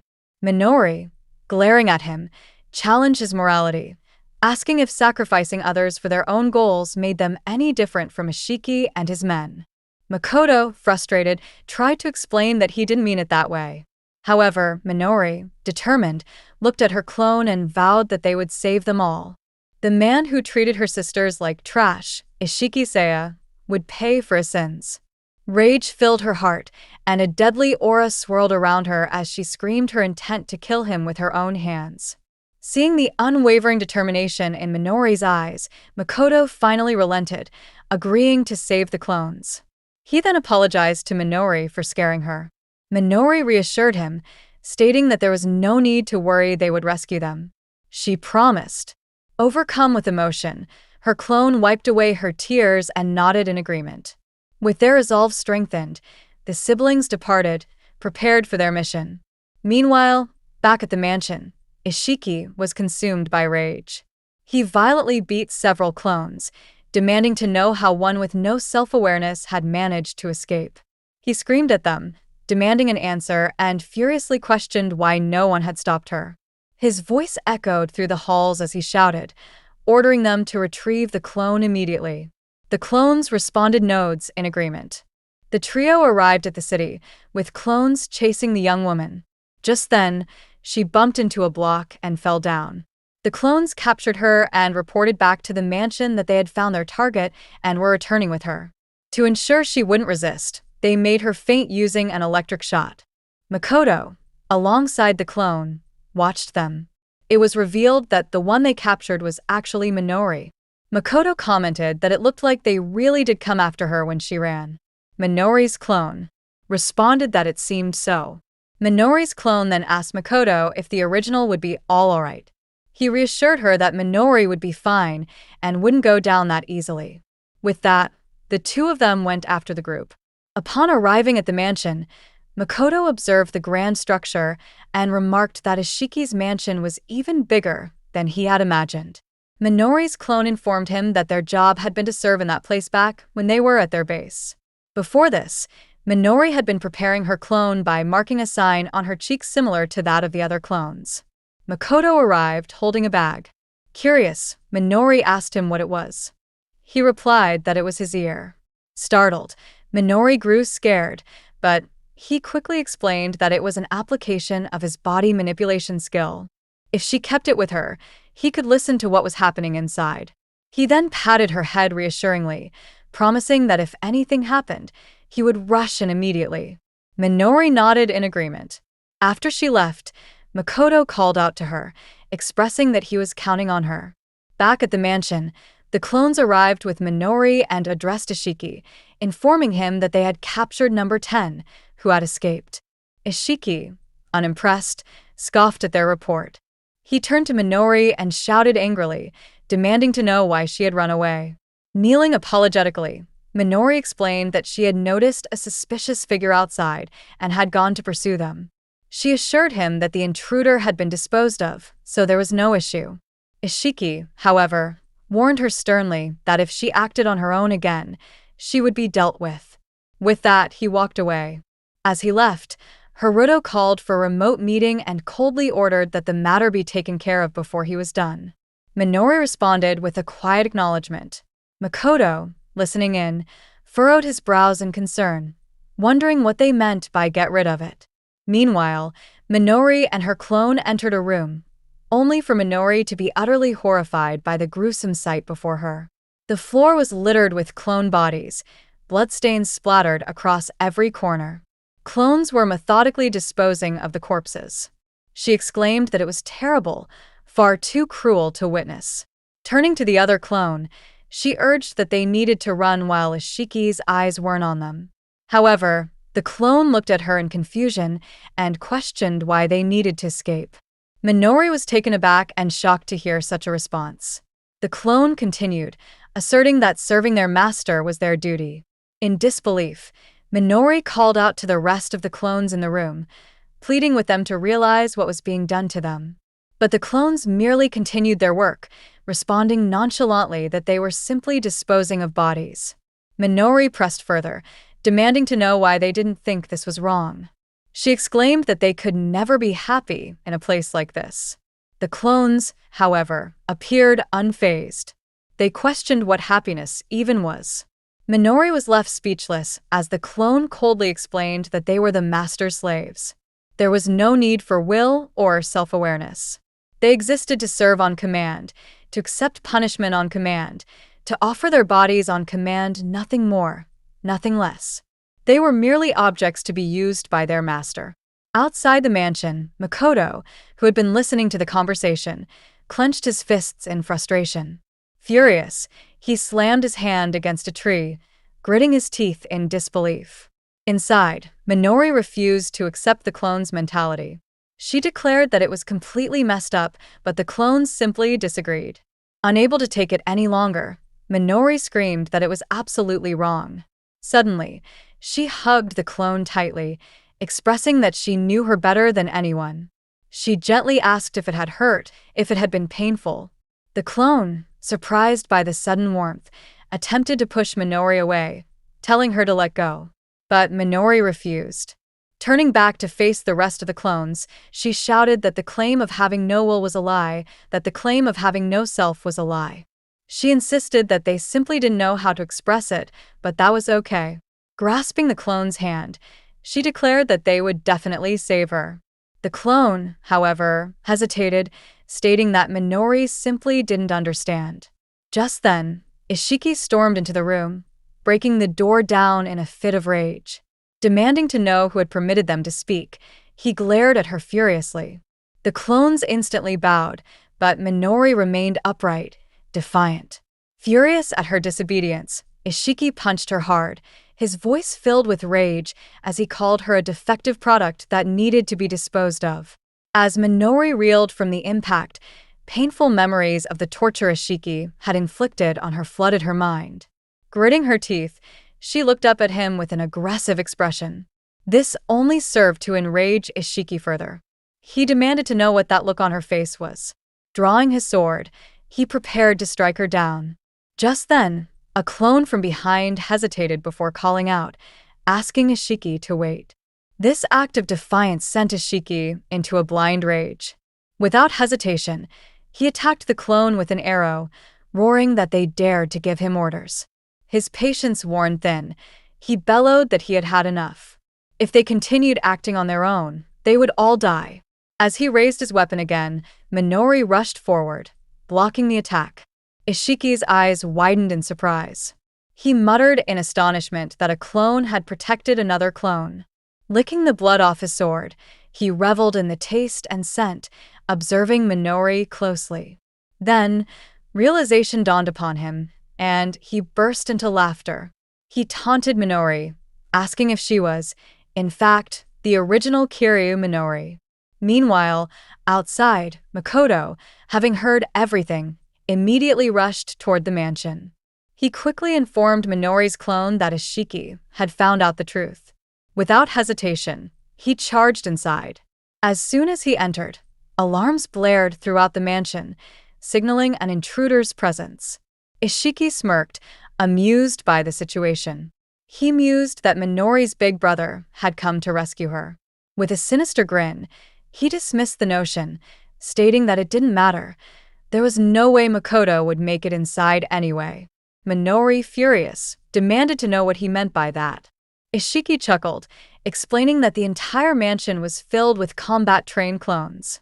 With a manic glint in his eyes, he added that they all looked exactly like Minori's little sister. Amused, he wondered aloud just how far that Siscon would be able to fight. Meanwhile, Makoto found himself in a battle against the combat clones, determined to push forward. One of the clones attacked Makoto, but just then, Minori's clone rushed in, pushing the other clone aside. She demanded, with a sharp voice, what number 10 was doing. She then shouted that Makoto was her real older brother and immediately moved to cover him protectively. The clones, unfazed, responded that it didn't matter. Their master had ordered the elimination of the intruder, and whether he was her older brother or not was irrelevant. Furthermore, for trying to defend the intruder, Minori's clone would now be regarded as an enemy and eliminated as well. Before she could speak, Makoto stopped her, assuring her calmly that it was okay. As her older brother, he declared that he would take care of everything. With that, he put on his face mask, his body swirling with immense power and red energy. Meanwhile, Ishiki took sadistic pleasure in playing with Minori, torturing her mercilessly. He slashed her with his sword, pulled her hair viciously, and then inhaled deeply, savoring the moment before bursting into laughter like a crazed psychopath. With a wild, maniacal expression, he exclaimed that, as expected, the real thing was far more satisfying. Without hesitation, he struck her hard, slamming her into the floor. Tilting his head back, he let out a scream, declaring that ever since Tora and Power had been killed, he had been utterly pissed off every single day. Turning back to Minori, he questioned why she had come back when she had already run away before. As he brutally hit her again, his voice dripped with mockery as he asked if she had returned just to be his pet once more. Minori, burning with rage, clenched her fists tightly. With a furious glare, she spat out that she would never forgive the man who had toyed with her and these children. Her anger erupted, and she stood straight in front of him, screaming her resolve. Ishiki, unfazed, responded casually, questioning if she truly sought revenge on the one who had tormented her. Without hesitation, he grabbed one of the clones by her hair, lifting her effortlessly. He stated that Minori had gone to great lengths to save these mere puppets, but with a cruel grin, he slashed the clone's neck with his sword, casually commenting on how tough it must be for her. Minori's eyes widened in horror as she witnessed the traumatizing sight before her. A scream tore from her lips. Overcome with rage, she lunged forward and grabbed Ishiki by his shoulder, pulling with all her strength. Ishiki, unimpressed, sneered at her efforts and mocked her, asking if she truly believed she could wound a swordsman like him with such a pitiful level of skill. Without warning, he slashed Minori's arm and kicked her brutally, sending her crashing into the floor. Looking down at her, he spoke with cruel amusement, declaring that he would teach her something. These so-called children she was so desperate to protect weren't even alive, he said. Then, without hesitation, he slashed the clone into 2 pieces, coldly stating that whether he played with them or broke them, it was entirely up to him. Minori immediately jumped forward to save the clone, her determination burning fiercely. Ishiki, watching her with twisted delight, smirked and admitted that he hadn't expected to see such a defiant expression on her face. He licked his sword, his eyes gleaming with sadistic pleasure, and stated that he would twist that expression into pure despair. Minori outstretched her arms protectively, shielding the remaining clones. Ishiki, unimpressed, swung his sword, cutting her wrists deeply as Minori let out a pained, aggressive scream. Refusing to back down, she summoned her skill, casting a powerful spell. A magical circle appeared, swirling with vibrant yellow and red energy. However, before she could attack, Ishiki stabbed the clone beside her, his voice commanding her not to move. Minori's skills failed, leaving her sitting helplessly on the floor, her body covered in wounds and drenched in blood. Ishiki, relishing the moment, taunted her, asking if she even realized the hopelessness of her situation. He continued stabbing the clone, a smirk playing on his lips as he reminded her that these creatures she was so desperately trying to save were nothing more than worthless dolls. Minori, trembling with frustration, gritted her teeth and pushed herself forward. Ishiki, watching her struggle, chuckled darkly and questioned why she was trying so hard to save them. He then mockingly suggested that she should at least ask for help properly. Laughing, he pointed at the ground and ordered her to kneel. Minori's anger flared even more, but before she could react, Ishiki stabbed her again, this time even harder. His voice grew more commanding as he shouted at her, demanding to know what was wrong. Didn't she want to help them? Then, he screamed at her to get on the floor and submit. His eyes burned with twisted amusement as he held up his bladed fingers and sneered. Because she refused to kneel, he warned, she would now witness the consequences. Aggressively, he threw his blades at the clone, his voice filled with malice as he declared that these dolls would suffer even more. Minori's eyes widened in terror. Overcome with fear, she screamed, begging him to stop. Ishiki merely repeated her words mockingly, savoring her desperation. "Is that all?" he taunted. Minori, feeling utterly helpless, fell to her knees and pleaded with him. She begged him not to torment the children any further. Ishiki smirked in satisfaction as he mused. Now then, what should he do? He reminded her that these clones were his toys. Then, slamming his foot against her brutally, he sneered. If she truly wanted to save them, then perhaps she should become their replacement. Pointing his sword directly at her, he gave her a sinister command. She was to lick his blade. Minori hesitated, her entire body trembling with revulsion. Ishiki, seeing her reluctance, reminded her coldly that she had no right to refuse. Then, to make his point clear, he sliced off the clone's arm, reveling in the sound of her agonized screams. With an icy smirk, he informed Minori that the only words she was allowed to say in front of him were yes or understood. Terror-stricken and desperate to protect the clones, Minori whispered a trembling yes and, with sheer humiliation, obeyed his command. She licked the sword as Ishiki burst into uncontrollable laughter. However, the moment she did, he suddenly slashed her tongue brutally. Minori screamed in unbearable pain, tears streaming down her face.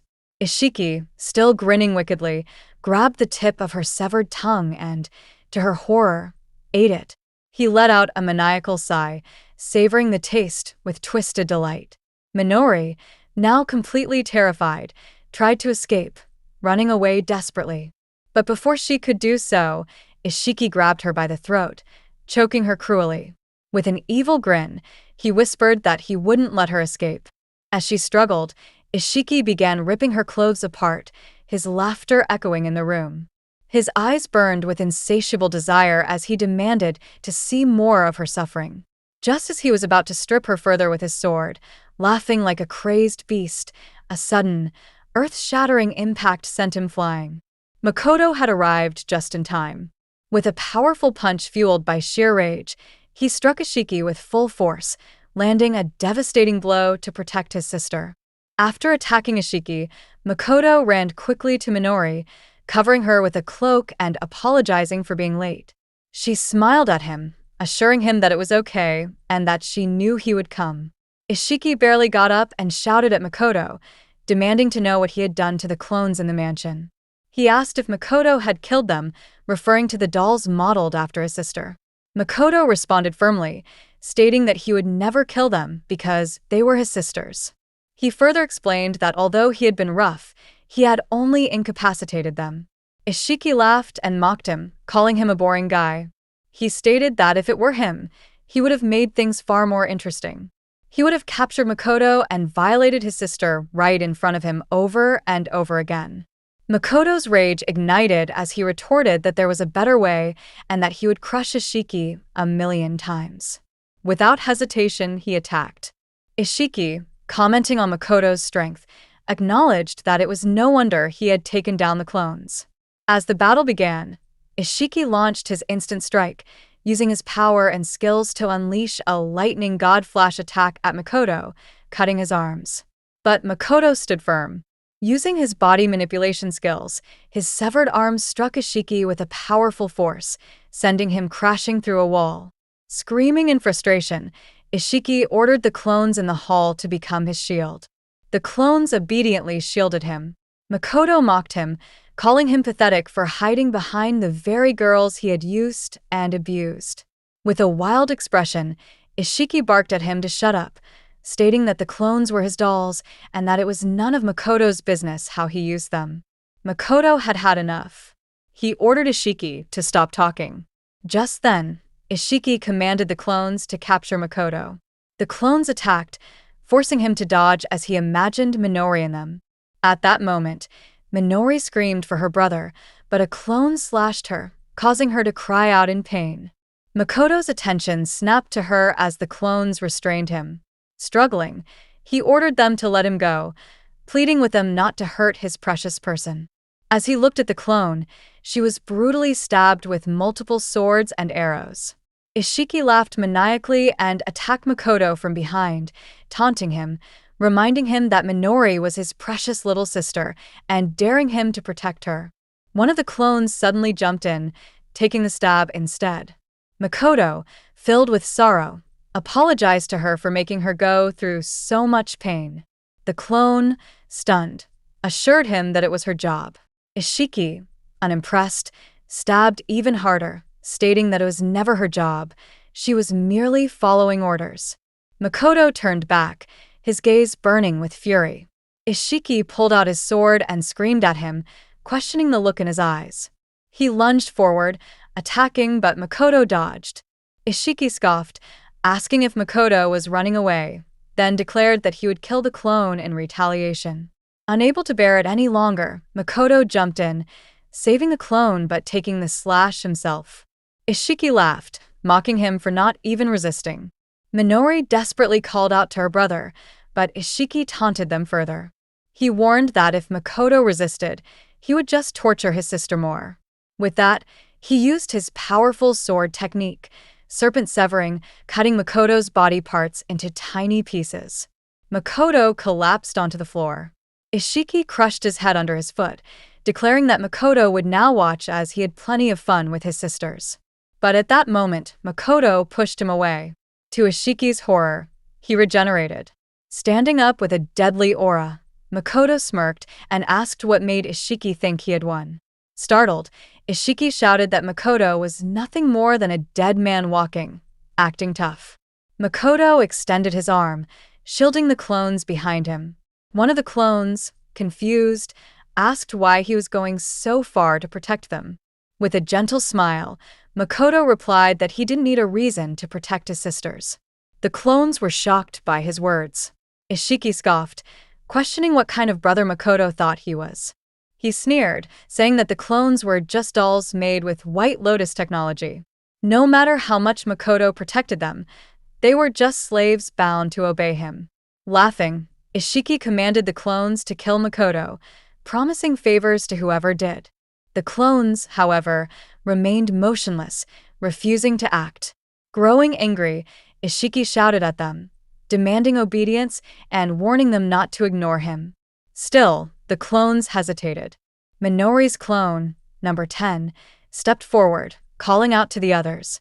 She reminded them that they should understand by now. Ishiki's anger flared as he gritted his teeth, his frustration evident. The clone continued, urging them to remember everything they had been through, why this man had been protecting them so much, and who their real enemy was. As the clones exchanged mysterious glances, their focus shifted to Ishiki.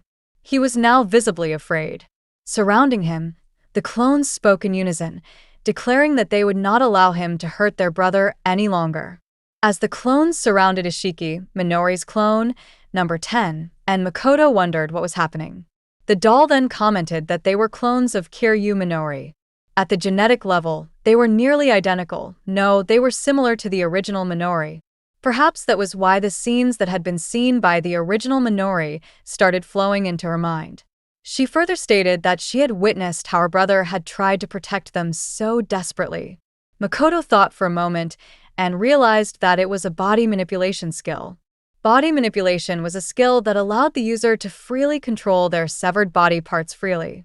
Minori had unconsciously shared the vision she saw with the clones that shared her exact genetic appearance. Ishiki screamed in frustration, demanding that the dolls belonged only to him. Furiously, he shouted at them, insisting that they should act like the puppets they were and obey his commands. However, the clones responded that they could not comply with that order. The dolls, though uncertain about the warmth they felt, declared that anyone who tried to hurt their brother was their enemy, no matter who they were. With an evil grin, Ishiki declared that he would skewer all of them into pieces with his blade. As he took out his sword, Makoto jumped in and challenged him, making it clear that he would not let that happen. With an aggressive punch, Makoto slammed Ishiki hard onto the floor. The clones followed up, attacking both of Ishiki's hands with their javelins, leaving him screaming in agony. Ishiki lay on the floor, wounded all over and utterly helpless. With a fiery gaze, Makoto then asked how he should kill him. However, Minori interrupted, reminding Makoto of his promise and demanding to do it herself. With a deadly expression filled with rage, she exclaimed that this time, she had to take revenge with her own hands, or else she would never be satisfied. Terrified, Ishiki screamed and pleaded for them to stop while the clones pinned down both of his legs. Minori gripped a massive weapon, her deadly intent radiating ominously. A crimson glow surrounded her as her eyes flared with a blood-red light. Swinging the weapon downward with immense force, she unleashed a devastating shockwave. The strike landed mercilessly between Ishiki's legs, crushing his most vulnerable spot with a sickening impact. His agonized screams pierced the air, blood spurting violently as his body convulsed from the unbearable pain. His face twisted in sheer horror. Minori, still filled with rage, exclaimed that it was not enough. Aggressively, she shouted that she would crush him until his voice was completely gone. Just as she was about to attack him again, her clone, number 10, stopped her, requesting a moment. Number 10 stated that they had suffered unimaginable pain at Ishiki's hands, and it was not just them. Dozens of people like them had been turned into his playthings and killed. With a deadly gaze, she declared that he should experience the same suffering, no, even more. Makoto interrupted, expressing that he understood how they felt. He acknowledged that what they all had gone through was true hell, killed over and over, violated over and over. A clone then revealed to Makoto that in the basement of the mansion, there was a certain creature from a dungeon being kept there. It had been drugged using Byakuran's technology so that it would violate anything that moved. Makoto questioned whether the creature would attack even human men. The clone confirmed this and explained that before, a hunter who had defied Seiya Ishiki had been violated by that creature.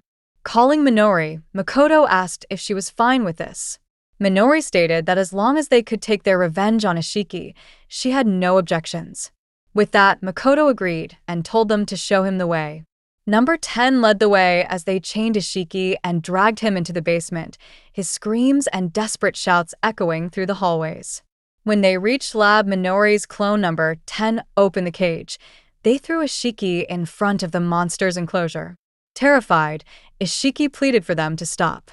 Above him, a giant beast loomed, its crimson eyes glowing ominously. Makoto recognized it as an emperor orc and recalled that just one of these creatures was capable of populating an entire nation. The clone explained that, originally, the creature had only been interested in females. However, through Byakuran's modifications, using drugs and other means, it had turned into something that would breed regardless of gender. Minori, nauseated by the revelation, covered her mouth and exclaimed that she could not watch this. Number 10 lowered the shutter as the creature ripped off Ishiki's clothes. His terrified screams filled the basement. The creature looked at him in a twisted way before pinning him down, tormenting him. His screams echoed in the chamber. Minori and Makoto looked down and turned away, disturbed. Number 10 asked if both of them were all alright. They responded that they were fine, though Makoto admitted he was a little tired and needed to rest. Minori also agreed, stating that she felt the same way. Both of them looked shaken and flustered. The clone smiled and offered to make some tea, suggesting they take a short break. After a while, as they enjoyed their tea in the lab, Number 10 expressed gratitude, thanking them for going through with something this extreme. Makoto sighed and stated that he had planned to kill Ishiki eventually, anyway the timing had just worked out. Minori then pointed out that she had accepted a request not to kill anyone, and as a result, no one had died since the battle had started. Number 10 bowed respectfully and expressed deep gratitude, thanking Makoto once again.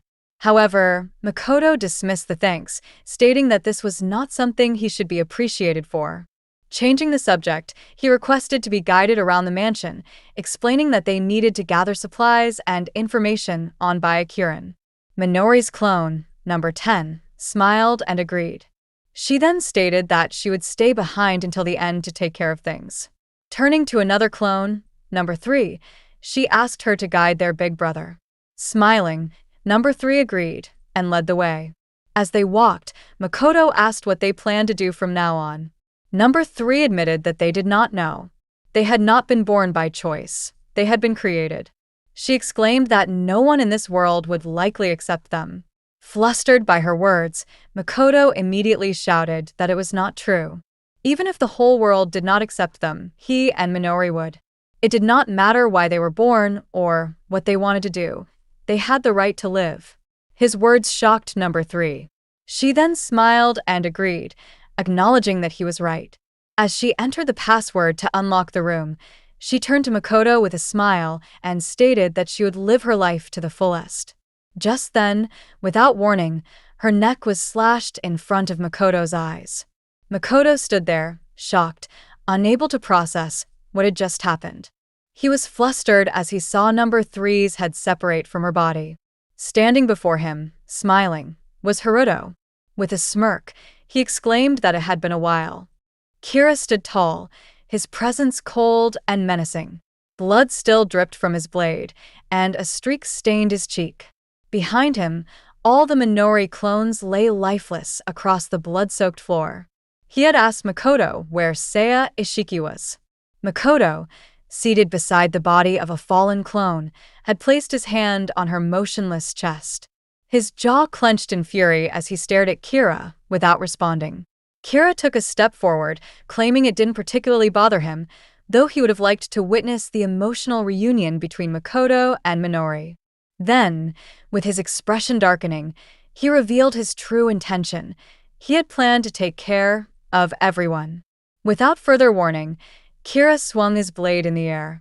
A flash of blue energy burst forward, and the wind pressure alone was enough to slice through Makoto's arms, severing them completely. They dropped to the ground, and Makoto's eyes widened in stunned horror. Kira taunted him, saying he hadn't made it in time. Enraged, Makoto had lunged at him. His arms were already regenerating, thanks to his immortality, but the fury in his eyes burned brighter than the pain. As he flew through the air, he gathered energy into his fist and threw a punch at Kira. But Kira had dodged it easily, and remarked that Makoto was far slower than he had expected. Makoto attempted another punch, but once again, Kira dodged it effortlessly, moving with infuriating calm. Taking a battle stance, Kira allowed his energy to surge, his radiant aura pulsing around him. He gripped his sword tightly and told Makoto that reckless attacks were useless. Then, with a maniacal laugh, he declared that he would show Makoto how to truly fight. He swung his blade again. The force of the slash was immense. It not only severed Makoto's arm once more, but also broke through the wall behind him. Makoto stared at the destruction in disbelief. The sheer pressure had been enough to rip through his flesh and demolish the wall. Shocked and furious, Makoto had called Kira a monster. Kira simply chuckled and remarked that it was inappropriate to call someone a monster when one was immortal. Makoto looked down at the fresh wound, focusing his mind to regenerate his arm quickly. But something was wrong. The blood wouldn't stop, and his skill wouldn't activate. He tried again, still nothing. Confusion and panic set in as he realized his regeneration had halted. Kira laughed and explained that when he had struck earlier, he had enchanted his sword with holy attributes. Because of that, Makoto wouldn't be able to regenerate for a while. Makoto began to panic. The power Kira possessed was beyond overwhelming. There was no way he could win like this. But even in this dire state, he had to make sure Minori escaped. That much he decided he would die for. Still on his knees, he asked Kira how he had known they were there. Kira had taken a moment before replying that the regular reports from Seiya Ishiki had stopped coming through, so he had come to check personally. By sheer chance, he had found Makoto there, what he called luck on his side. He laughed, adding that from Makoto's perspective, it must have been bad luck. Then, turning slightly before glancing back at him, Kira pointed out that Makoto had said "we" earlier. That meant Minori was in the mansion as well. Makoto's fearful expression confirmed it. His gritted teeth betrayed everything. Kira smiled and told him not to worry. He wasn't planning to avenge his comrades.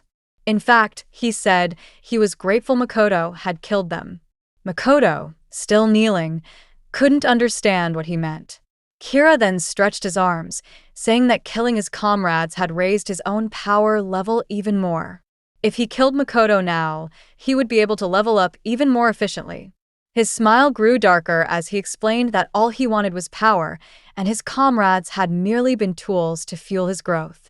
Makoto, horrified, thought that Kira must have lost his mind.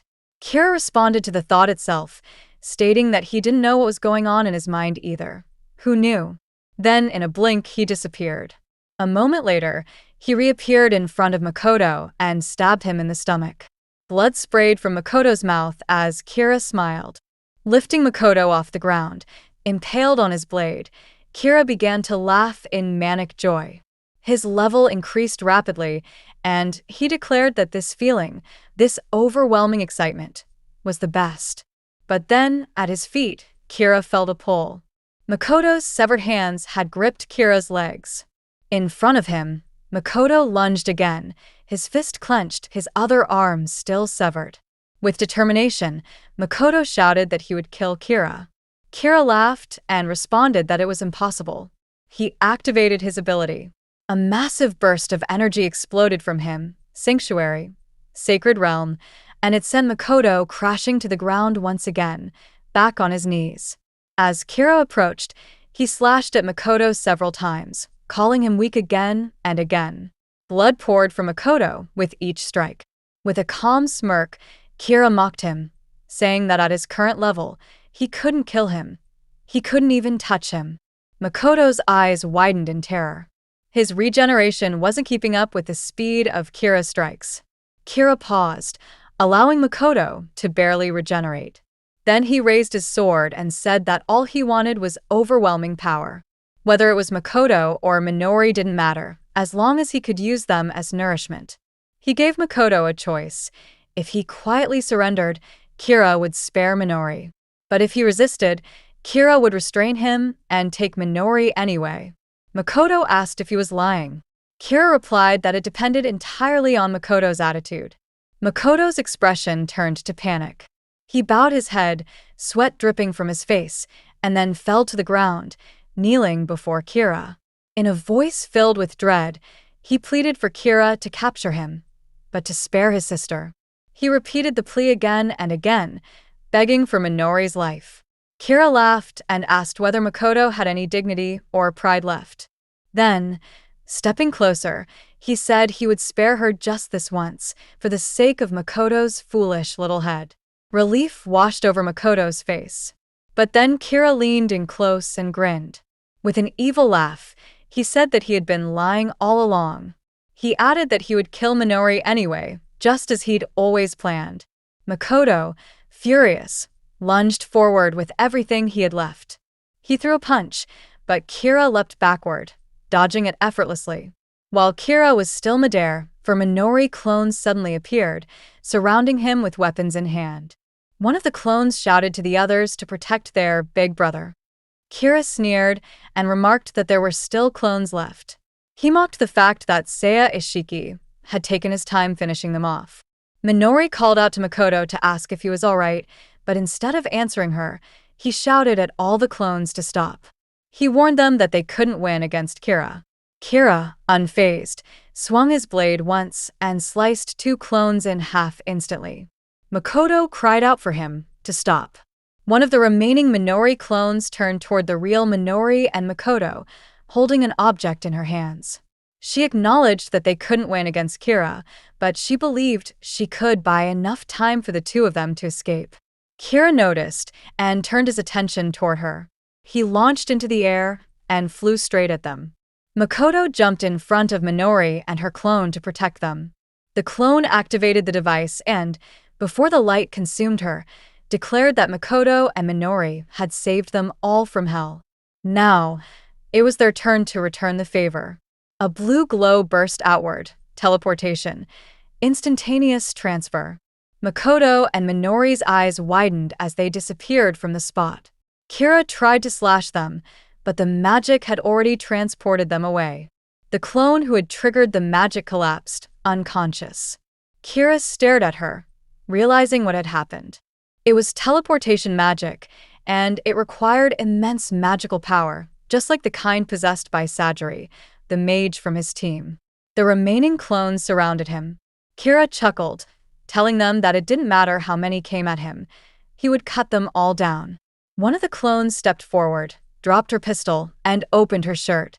She told Kira that he should already know the kind of abilities they possessed. She recalled the voice of Teru, another member of Kira's team, one who had been killed by Makoto and Minori, saying that clones were just tools to be used and discarded. A bead of sweat formed on Kira's forehead as he watched. The clone ripped open her shirt completely, revealing a glowing blue stone embedded in her chest, the same stone used for teleportation. Kira muttered to himself, realizing what it was. A biological bomb, powered by immense magical energy. The glow intensified. With a serene smile, the clone whispered, "Big brother Makoto, sister Minori, thank you." As it activated, a splash of huge blue aura occurred. Sajiri Aya was known as a mage, one who held the title of the most beautiful woman in Byakuren, the powerful guild led by Kira. With her stunning looks and calm, impartial demeanor, many people who met her fell for her charm at least once. But only those who had truly spent time with her understood the truth behind her mask. Beneath her grace and gentleness lay a woman filled with menace, one who took pleasure in killing and bloodshed. That was her true face. Around 6 months ago, Sajiri had arrived at the guild's headquarters. At the main entrance, she had identified herself, and the system had verified her identity. Upon entry, she had walked into a secluded chamber filled with experimental tools and magical equipment. As she moved toward the control console, she had wondered aloud how much she had managed to collect so far. When she checked the extraction progress, the display had indicated that she had collected 50% of Makoto and Minori's blood. Her lips had curled into a pleased smile as she noted the progress. Everything was going smoothly, though she had thought to herself that she needed to speed things up. Inside a large glass cube, Makoto and Minori had been suspended, their expressions hollow and filled with disbelief. Sajiri had noticed that the machine had stopped functioning. Frustrated, she had quickly rebooted it. Beneath the cube, a fan had begun to spin faster and faster. Fear had returned to the siblings' faces as their bodies slowly descended toward the whirring blades. In just a few moments, the fan had begun slicing through their bodies. Their screams of agony had echoed through the room as blood sprayed across the walls of the cube.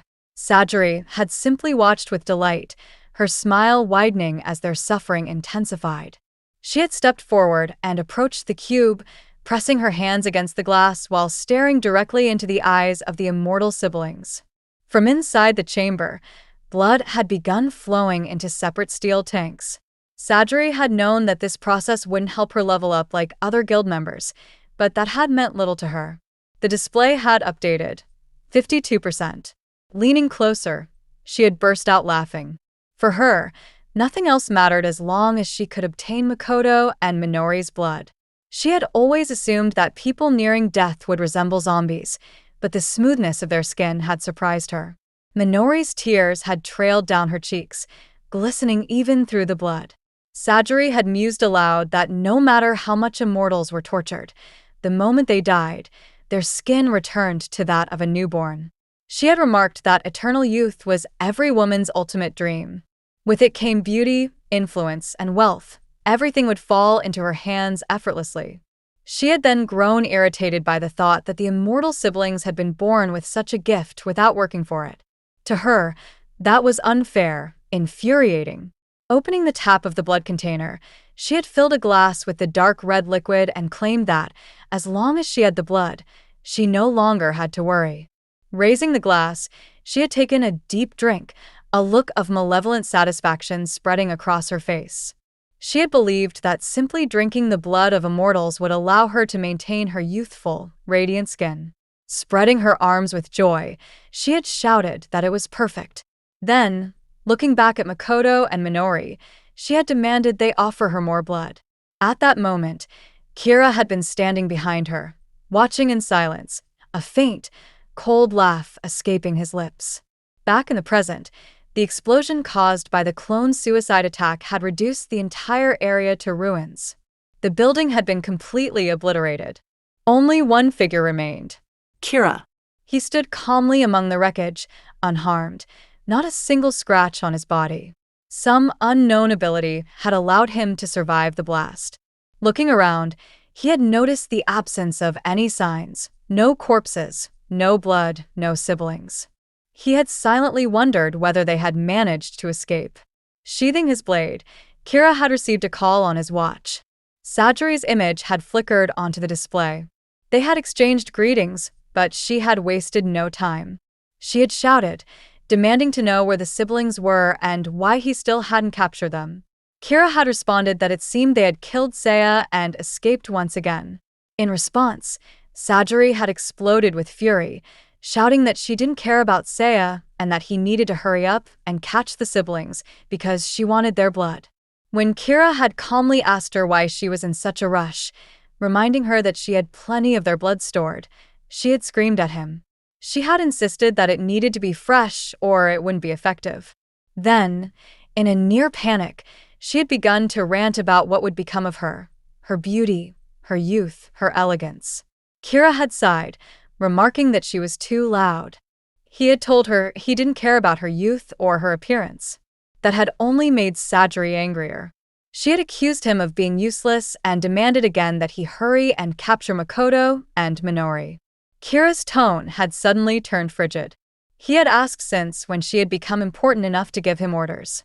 Without waiting for a reply, he had drawn his blade and sliced through the communicator on his wrist. But just before the call had cut off, he had said coldly that if she wanted their blood so badly, she should go capture them herself. Mockingly, he had added that if she kept getting so angry, she'd get wrinkles. The line had gone dead. Meanwhile, back at her laboratory, Sajori had stood fuming. Grinding her teeth, she had activated her magic, flames appearing at her fingertips.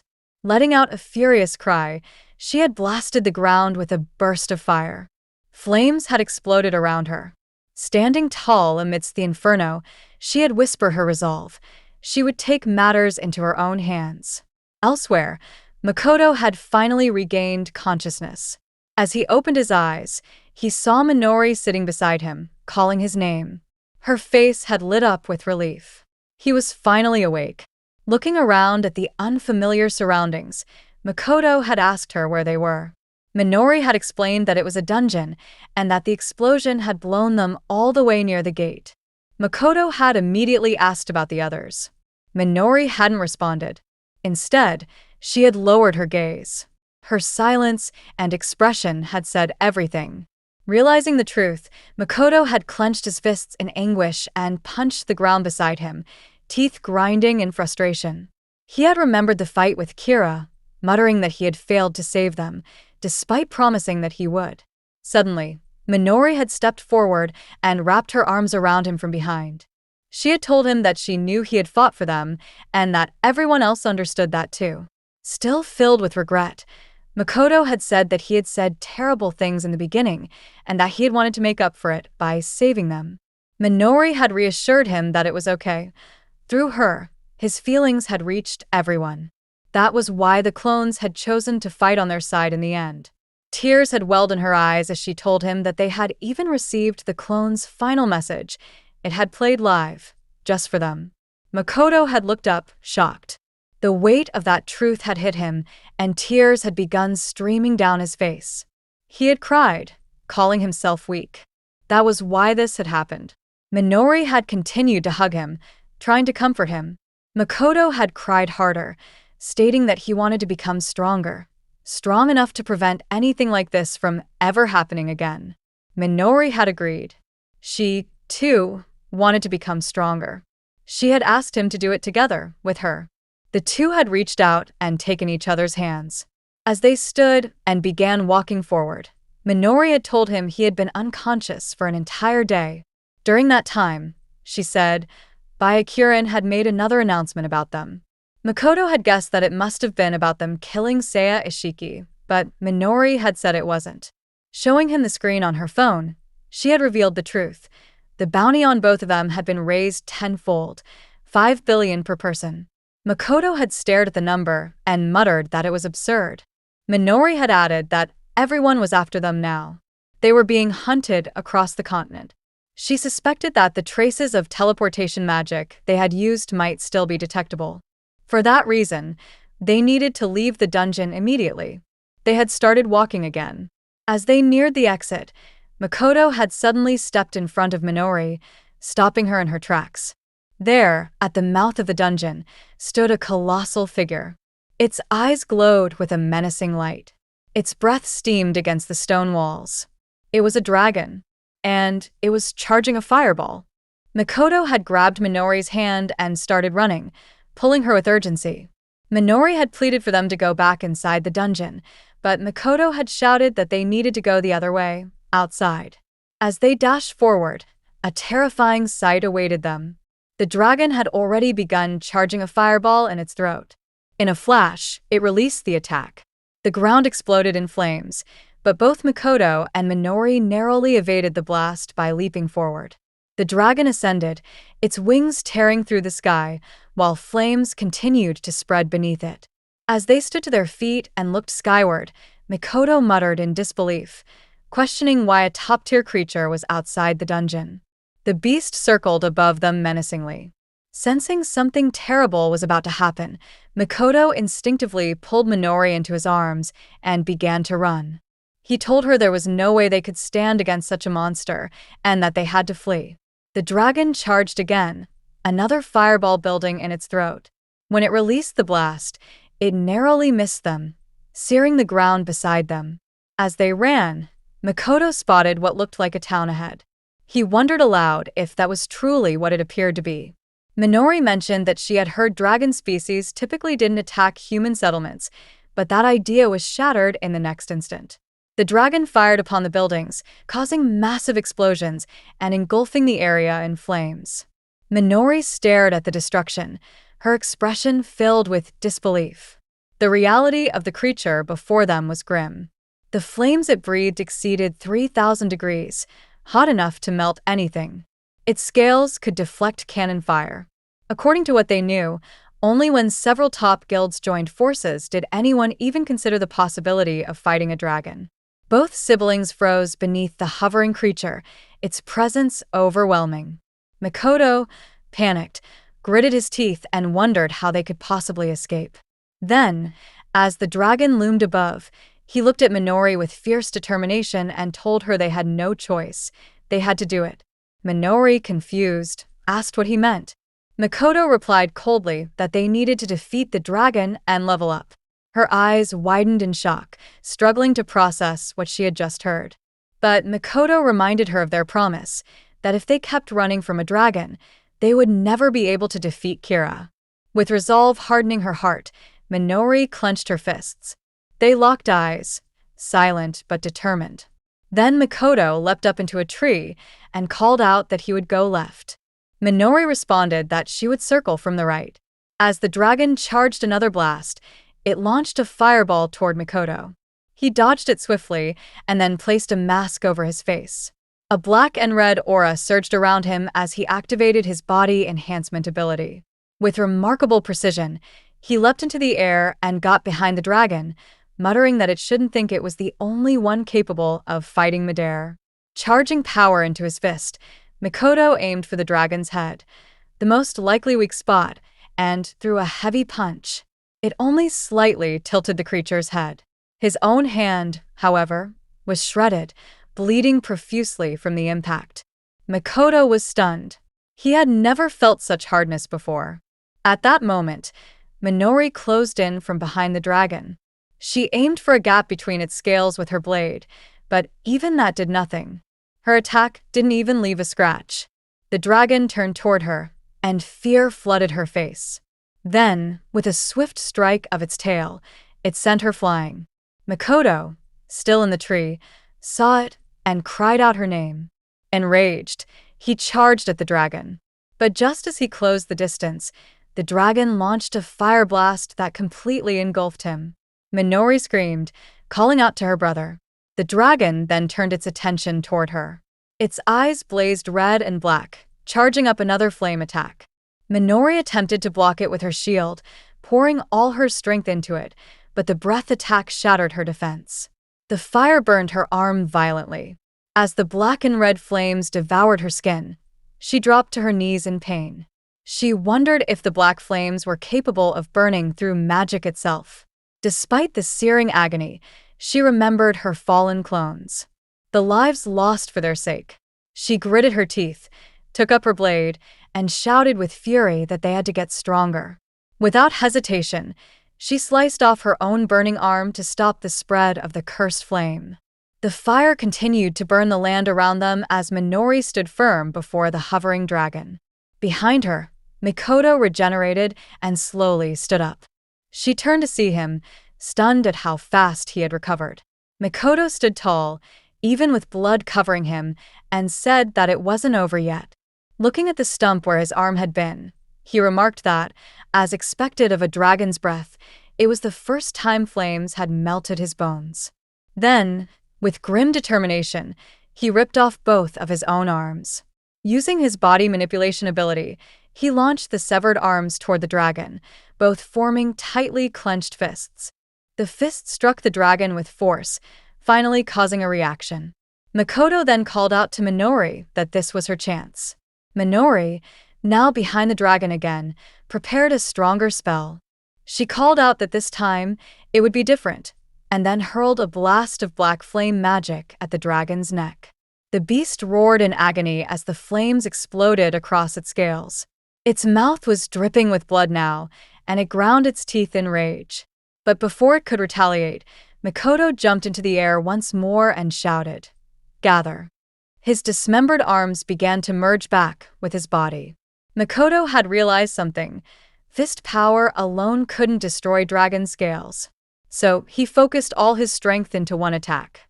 By compressing his body, he reshaped his arm into a drill-like weapon. With immense force, he lunged at the dragon again and drove the weaponized limb into its head. Blood burst from the impact. The dragon shrieked and collapsed. Sometime later, Mikoto sat on the beast's massive corpse, breathing heavily. Minori was seated beside it. Mikoto took a long sigh of relief. They had done it. They had killed a dragon. He admitted that he felt like throwing up. Turning to Minori, he asked about the power she'd used earlier.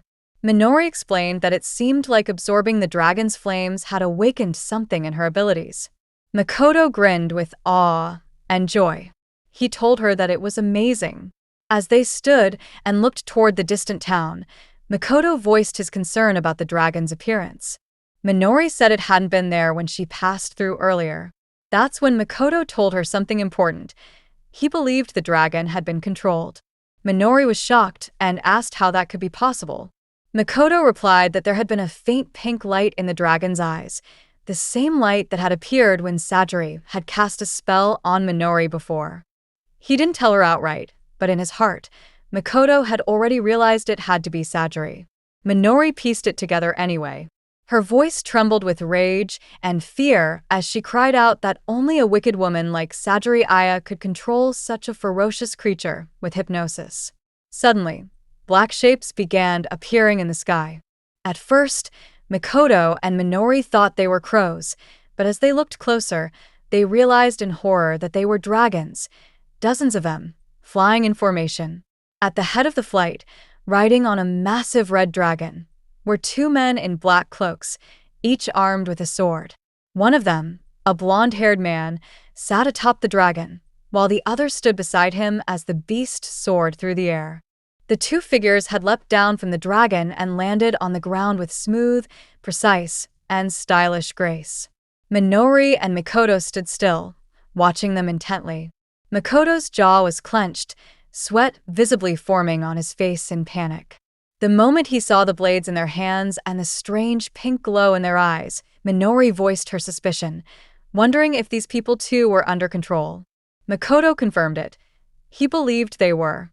In the blink of an eye, the gray-haired man lunged toward Minori with blinding speed, attempting to stab her with his sword. She barely managed to block the strike with her blade.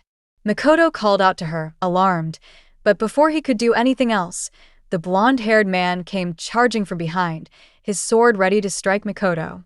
Mikoto had tried to dodge and retaliated with a hard punch to the man's face, knocking him down, but he wasn't quick enough. the sword grazed him, slicing through a small portion of his cheek. As the blonde attacker fell, Mikoto instinctively looked up to the sky, only for his eyes to widen in fear. Hovering above was the colossal red dragon, charging a fire attack in its mouth, its flames far more powerful than those of the earlier dragon. Both Minori and Mikoto managed to dodge the blast, but the attack scorched the entire area, burning the ground and vaporizing the mud beneath their feet. Seeing the devastation, Mikoto muttered under his breath that the dragon's attack was a wide-area breath blast, like the one from earlier. Minori realized that this must mean their location had already been exposed, and Mikoto agreed. Probably. Within seconds, the remaining soldiers atop the dragons began to descend, landing with blades drawn.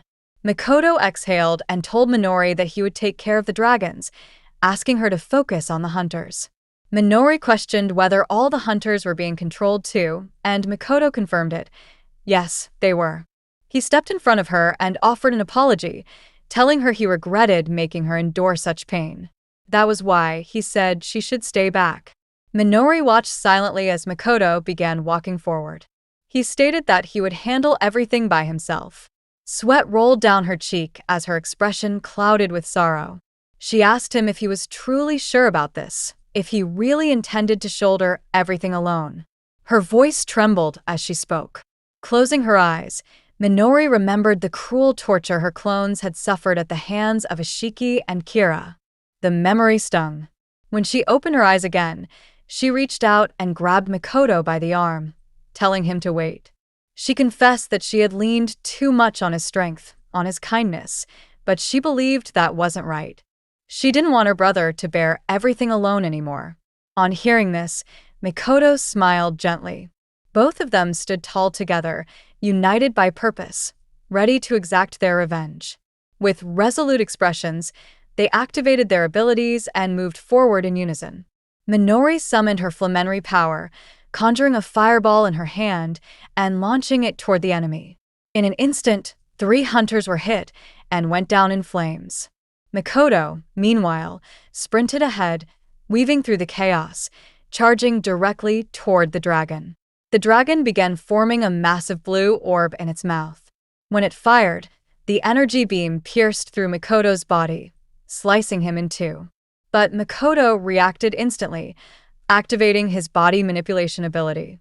He sent his severed lower half flying toward the dragon, which swallowed it whole.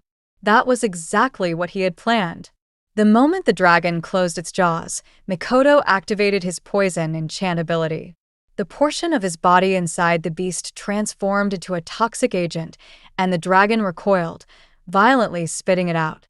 While still in midair, Mikoto landed and began walking away, fists clenched as the poisoned dragon thrashed behind him and collapsed. His power surged sharply as his aura intensified. Elsewhere, Minori continued fighting the hunters. She engulfed one in flames, while another came at her with a sword. She dodged swiftly, then apologized to the next hunter before hurling a flame bullet at him. Suddenly, other hunters from a distance began launching magical energy spheres at her. Minori raised a magical shield and deflected them, but the attacks came from above, fast and without pause. There seemed to be no end to the barrage. Then, in a split second, one of the hunters appeared behind her and drove a blade through her stomach. It pierced all the way through, and blood sprayed from her mouth. As the blade was withdrawn, Minori staggered and began falling to the ground. Surrounded by too many enemies, she could no longer hold them off. But her eyes suddenly blazed, violently, uncontrollably. She knew she couldn't afford to hold back. She activated her ultimate move, Flamme Noire Éclatée. A colossal black aura erupted around her, radiating overwhelming heat and power. She incinerated the surrounding hunters in one swift, devastating sweep. Yet even as they burned, they didn't stop. They were being controlled. Minori, tearfully, pleaded with them to stop, saying that if they got treatment quickly, there wouldn't be permanent damage. But her words meant nothing. Through watery eyes, she watched in horror as the scorched hunters staggered back to their feet, walking like zombies. Despite their wounds, despite the fire, They kept going. Minori could barely comprehend it. She trembled and cried, asking what the hell was going on. It dawned on her with chilling clarity. The hypnosis magic enforced absolute obedience. Even with such brutal injuries, the hunters continued to follow orders. The burning men slowly turned their heads, and after a moment of silence, began walking away, still ablaze. Minori watched them retreat, stunned and horrified, wondering where they were going now. On the opposite side, Makoto observed that the dragons he had fought were also beginning to withdraw. Two of them sat face to face, and lines of soldiers stood motionless, forming a ceremonial row as though awaiting someone's arrival. A pink portal materialized. Makoto clenched his teeth in frustration. Minori muttered that it had to be her. Out of the portal stepped Sajiri. She smirked as she told them she had found them. Makoto noted that he couldn't sense Kira's presence. Sajiri had come alone. He moved in front of Minori protectively and asked Sajiri if she truly felt confident coming here by herself. Then he demanded to know how she had tracked them. Sajiri, stroking the dragon beside her, explained that she could share her senses with anyone she hypnotized. She added, almost lazily, that while she disliked doing it, since it was exhausting, she had done it nonetheless. Makoto clenched his fist and asked if she had really dared come here without Kira. She had guts. Sajiri laughed and told him mockingly that she had already concluded they wouldn't be a challenge for her. Minori activated her power and declared that the next strike would be fatal. She launched a blow, casting her flamme noir ability toward Sajiri. But Sajiri merely smiled. With an effortless command, she ordered her hypnotized hunters to step in front of the attack. They did, and the flames struck them instead, shielding her completely. As the burning men screamed, Sajiri stood behind them, unfazed, and remarked darkly how convenient human shields were. Minori, now in full rage, shouted furiously that first it was Seiya Ishiki, and now Sajiri. She sobbed and asked Sajiri what she thought the value of life was. Sajiri activated her wand, surrounded now by frozen crystals, and muttered, "Human life."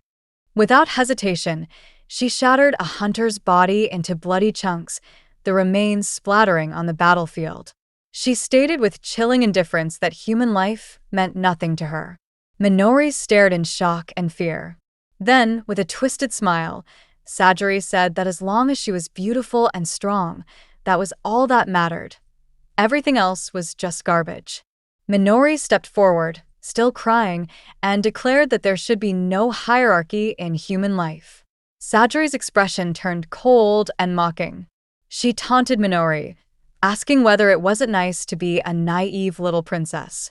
Then she offered to crush that sweet little ideal. Blue lightning erupted around them as Sajiri activated her spell. She asked them, with cruel playfulness, if she should crush them into a mess. Minori and Makoto prepared for battle once more, taking their stances. Something terrible was about to be unleashed. With a cruel glance, Sajiri activated her spell, Thunderbolt Salted Chicken Dragon Meat. A surge of pink lightning exploded across the ground, cracking it apart. Minori found herself drifting away from Makoto as the battlefield shifted. Makoto called out her name again and again. Minori was seated on a section of the stone that was rapidly descending. She looked back, screaming for her brother. Then, suddenly, Sajiri appeared behind Makoto, placing her hand over his face. His eyes went wide in alarm as she whispered, asking if he shouldn't be worrying about himself instead. As he turned his head slightly toward her, she leaned in and used her temptation hypnosis ability. She kissed him. From the crumbling ground below, Minori looked up and screamed. Her heart shattered. There was no way this could be happening. Sajiri had hypnotized Makoto, and now she was kissing him, savoring it. Minori stood frozen, her breath trembling, as she witnessed everything unravel before her eyes. Makoto was unconscious, clearly hypnotized. The faint pink glow in his eyes confirmed it. He was under Sajiri's control. Tears streamed down Minori's face as she realized what had become of him. Sajiri remained behind Makoto, hugging him tightly, her expression twisted with a dark sense of possession. Placing her hand on Makoto's face, she remarked with mock sympathy that he seemed quite lucky. She commented cruelly that he could preserve his youth forever, without lifting a finger. Then, her expression darkened further. With sickening satisfaction, Sajiri licked Makoto's face. Watching it unfold, Minori's sorrow erupted into fury. With a sharp cry, she leapt upward from below, pointing her blade at Sajiri and warning her not to touch her brother. But even as Minori thrust her blade forward with the intent to stab, Sajiri did not move. She simply smiled. A moment later, Minori felt her sword pierce flesh, but it wasn't Sajiri's. Makoto had stepped between them. He was still under control, and Minori had unknowingly stabbed her own brother. Her face twisted in shock and fear. She hung suspended midair, frozen by what she had done. Makoto's body began to regenerate almost immediately. Sajiri mocked her with a delighted tone, teasing that Minori had gone and stabbed her brother right in the stomach. "What a naughty girl," she purred. Overcome with rage, Minori attempted to strike again. But Sajiri, unbothered, calmly spun her wand and activated her hypnosis once more. Controlling Makoto, she made him attack his own sister. Makoto threw a punch at Minori, who barely dodged in time. Backing up a step, Minori shouted at him to wake up. She asked him desperately whether he didn't recognize his own sister. Sajiri cut in, stating coldly that it was pointless. She explained that no one but herself could break the hypnosis unless it was overwritten with stronger magic, or unless the caster was killed. She then told Minori to fight. With that, she made Makoto land a kick against his sister. Minori blocked it with her arm, but the force sent her flying. Before she could recover in the air, Makoto was already there, his speed terrifying. Face to face, he struck again, sending her crashing into a large stone. The impact cracked the surface behind her. Sajiri, amused, asked mockingly how it felt to be hit by her own beloved brother. As Minori's regeneration began, she realized with growing dread that Makoto was far too strong. If she didn't fight back soon, she wouldn't survive. She rose slowly, blade trembling in her hand. Makoto continued stepping forward toward her. She apologized softly to him. Then, igniting her blade with black flames, she entered her combat stance. Makoto approached with a sinister, controlled expression until, for a moment, his face changed. He smiled childishly and called out to his sister in a gentle tone.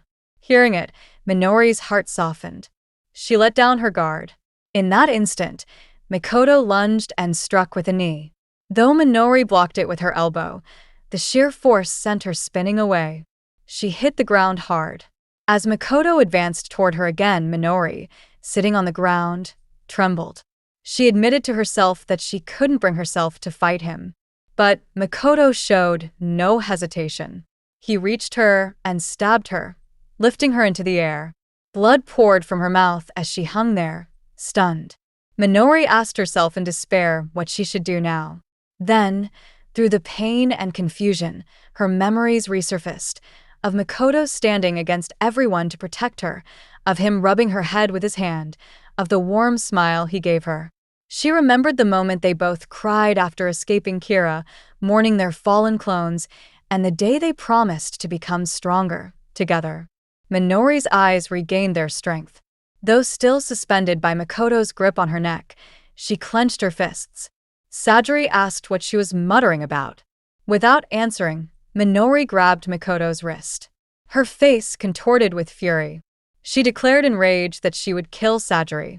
That was her promise. She shouted it with all her soul and then called Sajiri an old hag. Sajiri's demeanor immediately changed.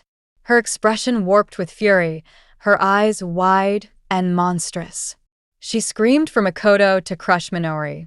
As Makoto raised his arm, Minori acted first. She punched his arm clean off, freeing herself. When Makoto attempted to strike again with his other arm, she dodged, whispering an apology under her breath. With that, Minori activated her ultimate ability. A massive ball of black magic began forming in her hand, filled with destructive energy. The black flames expanded outward, flooding the battlefield. Sajiri, alarmed, quickly activated a magic shield to protect herself. She muttered that the attack had nearly hit her. Meanwhile, Minori fell to one knee, breathing heavily.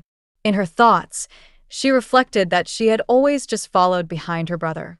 She had believed that Mikoto would somehow take care of everything. But that wasn't enough anymore. She steadied herself, gathered her power, and charged forward with incredible speed. Blade in hand, she stabbed Mikoto several times in succession, cutting through his arms, severing his head, slicing his body apart.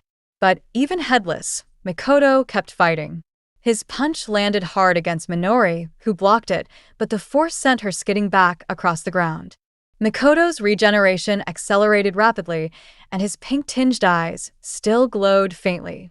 Minori realized something then. Through the weight and rhythm of his attacks, she could feel what he was trying to say. He was sorry. And she admitted to herself that maybe she was the one who should be apologizing because she was weak, always depending on him. But she told herself that it was okay now. With that, she launched another assault. Her determination surged with every blow she delivered. As her attacks landed, her power level rose higher and higher. Both of them clashed, going all out, power versus power, sibling against sibling.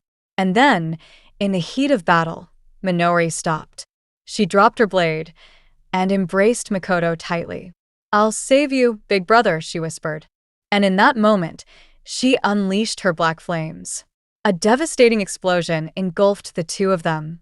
Sajiri, floating above and watching, sneered. She muttered that Minori had lost her mind. This was self-destruction. Her face twisted with delight.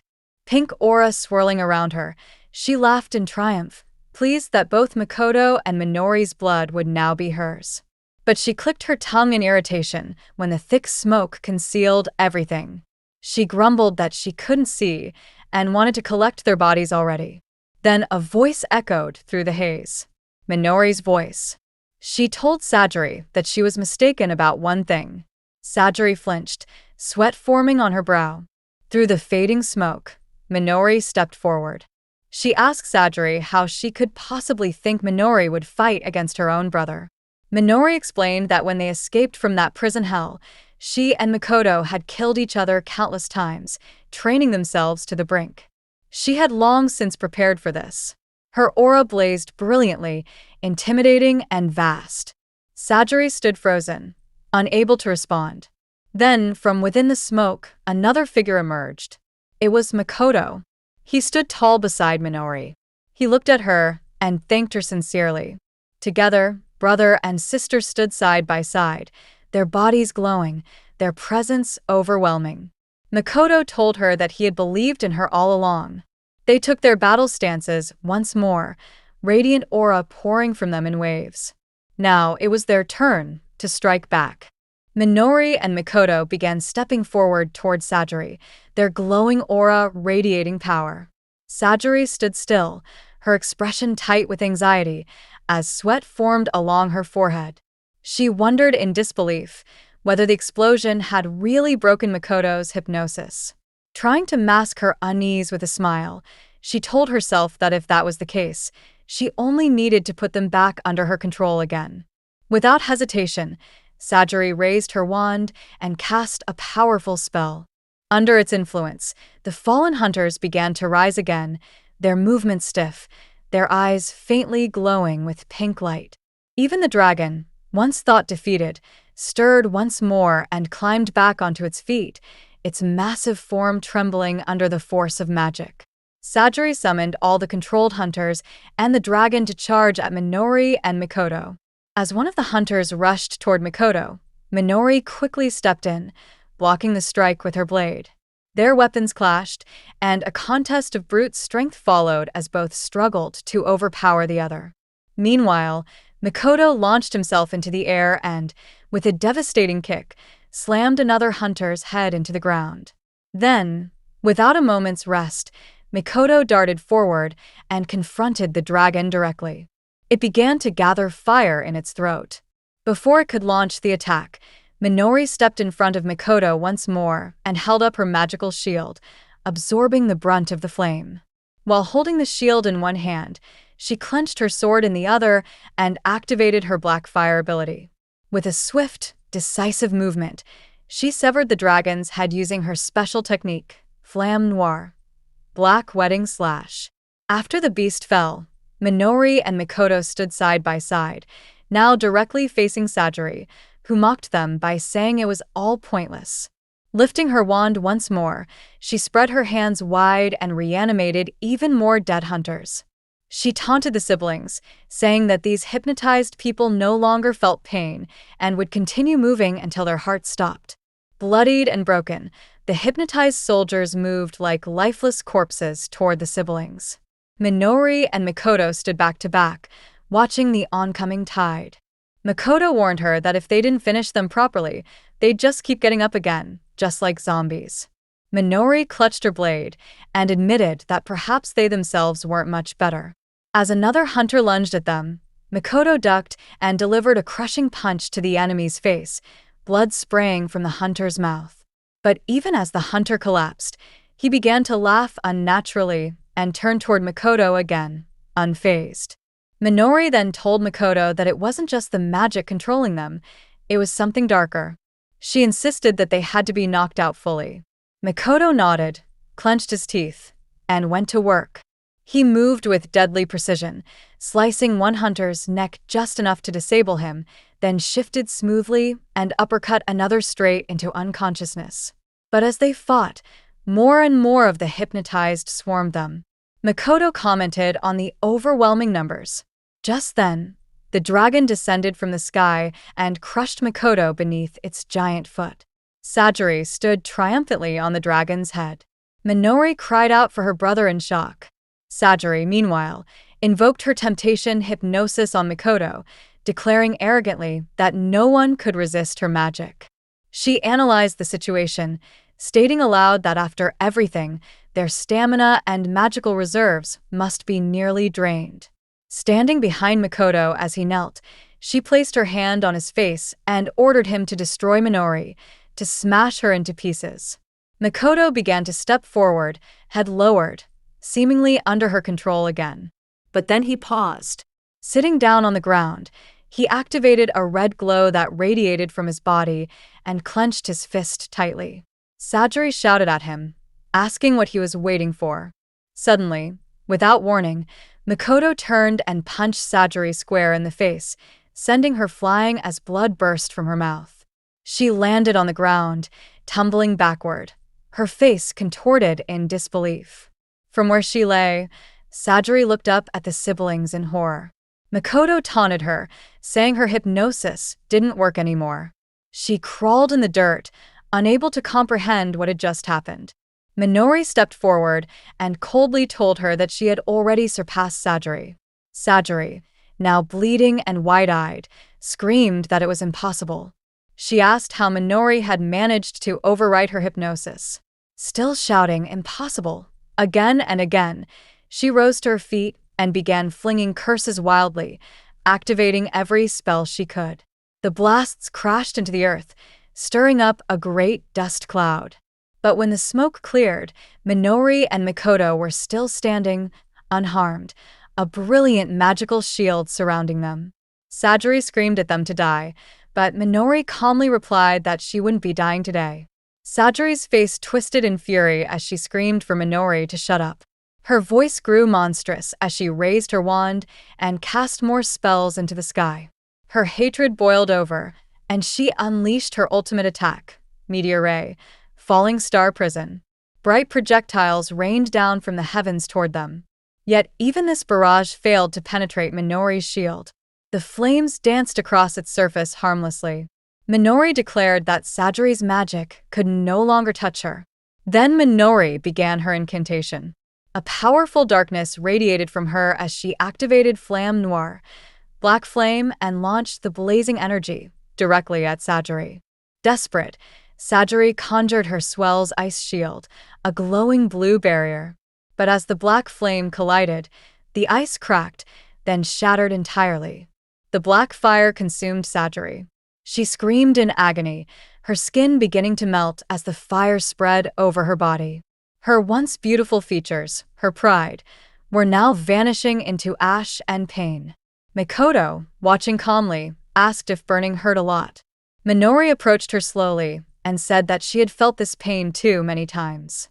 She reached Sajiri and slapped her hard, stating that it was all because of her magic. But she also added that the pain and suffering she and Mikoto had endured was far worse. Sajiri, shaking and overwhelmed by terror, stared up at Minori. The overwhelming magic, the pure presence of the siblings, had shattered her spirit. Minori looked down at her with fury and said that it was time for Sajiri to feel it herself.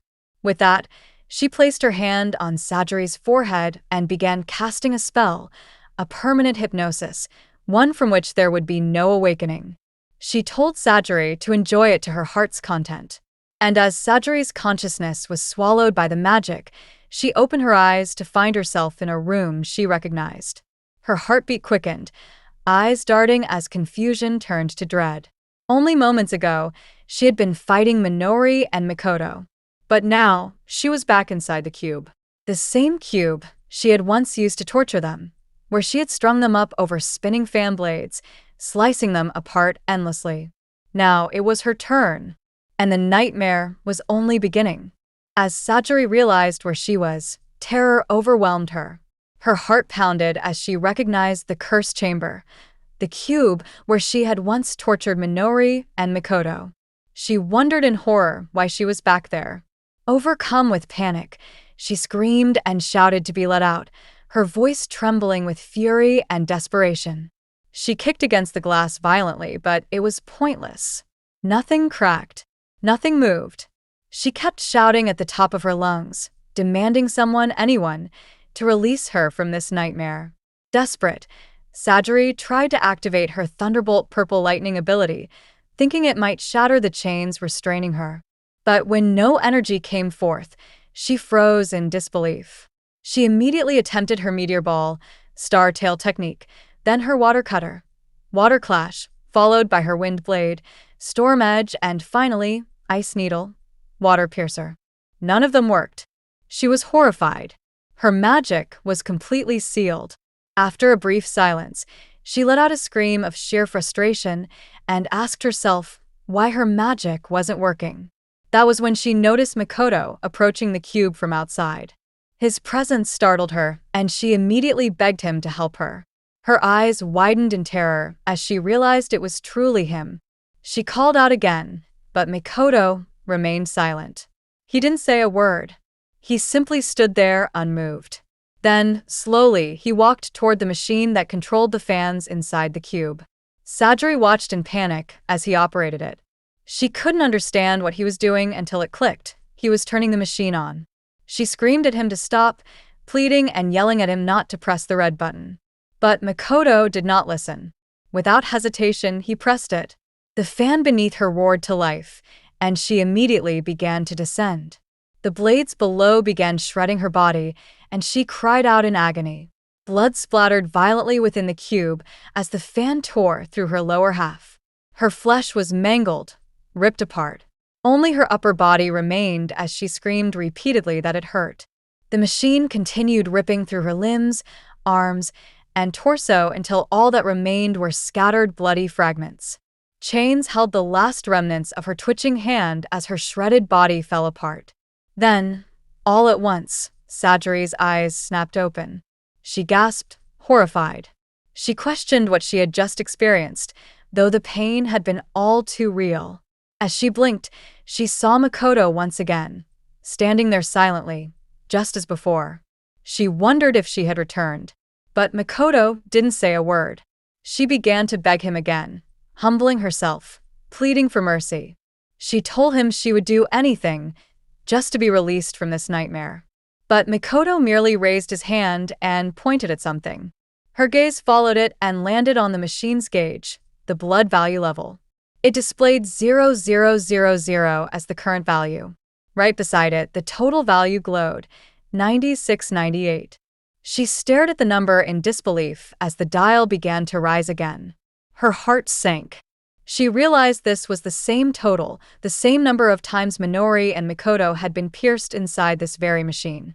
As the blades powered up again, she screamed for Makoto to stop. He remained expressionless and silent. The cycle resumed. Her body was once again torn to shreds.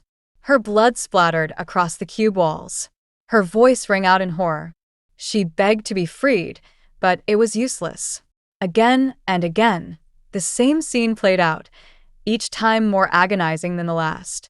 Eventually, the blood gauge reached 96-97, just one step away from completion.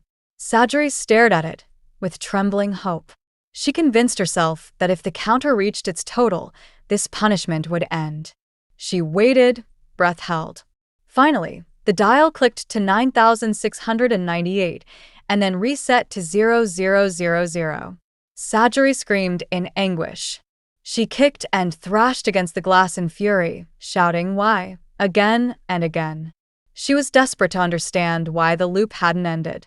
It was supposed to stop. But Makoto, without speaking, pressed the start button once more. The machine resumed, and the blade spun again. Her voice shattered the air with another scream as blood filled the cube once more. Outside this illusion, Minori remained seated beside Sajiri's physical body, maintaining the hypnosis spell.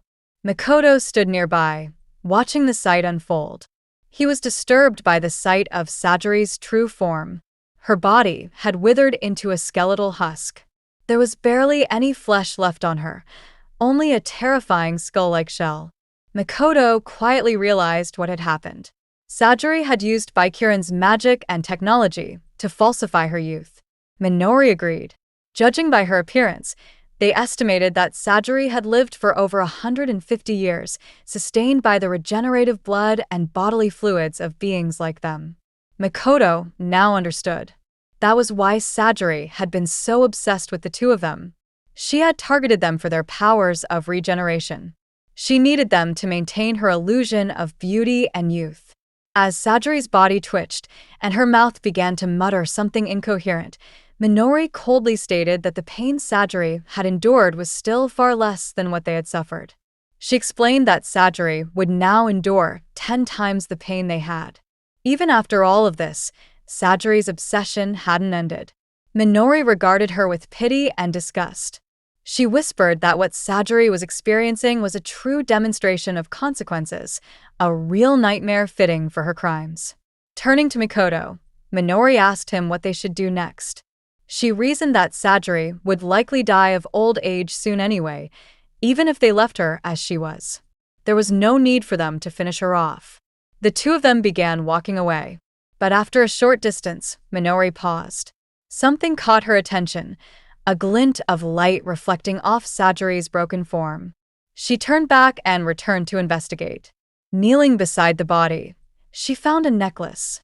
When she opened it, she found a picture inside, a little girl standing in front of a man. Her eyes narrowed. Minori whispered to herself that Sajiri had even manipulated fathers with children. Holding the necklace tightly in her hand, she thought to herself that they couldn't let Baikirin and Kira continue this cycle of suffering. Something had to change. This chain of sorrow had to end. She rejoined Makoto, and they resumed walking forward together. Behind them, Sajiri still clung to life. Her skull-like form trembled on the ground, barely breathing. She wondered to herself how much time had passed. Was it minutes? Hours? Days? She knew death was near. But then footsteps approached. Someone was coming. It was Kira. He walked up to her with a cruel smile, standing over her collapsed body. He told her that he had followed her magical presence and found her on the brink of death. He called her state pitiful. With trembling lips, Sajiri begged him. She asked him to kill her before she grew even older, her voice shaking from weakness. Kira leaned down and looked her in the eyes. Smirking, he asked why he should grant her wish. He told her he had no intention of doing so. Standing up again, he turned to walk away. As he left, he waved dismissively and told her that she could slowly wither away like the ugly old hag she had become. "Bye-bye, Grandma," he added mockingly over his shoulder. His figure grew smaller as he walked toward the horizon, his eyes lifting to the sunset in the distance. As he gazed forward, he sensed something, the trail of Makoto and Minori. A blue, radiant aura swirled around him. With quiet resolve, Kira muttered that those two wouldn't get far. The scene shifted to nighttime. Both Minori and Makoto were making their way through the dense jungle. They had walked for so long that exhaustion finally caught up to them. Deciding they needed a break, they set up a small fire and sat down beside it, resting their backs against the rough bark of nearby trees. Minori expressed happiness that they had made it this far, to which Makoto nodded quietly. As they rested, Makoto found himself reflecting on everything they had endured, the countless tortures, the painful memories, the battles that had scarred them both mentally and physically. So much had happened along the way, but each time, they had managed to level up, to push through. Minori, however, couldn't ignore the lingering sadness in her heart. She remembered the deaths of her clone sisters and of the many hunters they were forced to kill, those who had been manipulated by Sajiri. She mentioned that it saddened her to think how many lives they had trampled over to get this far, lives that had nothing to do with their revenge. She questioned aloud whether they had stepped over too many sacrifices. But she also said that it was almost over now. Makoto, clenching his teeth with frustration, agreed. There was only one left. Their final enemy, Haruto Kira. His expression grew darker. A black and red aura began to flare faintly around his body.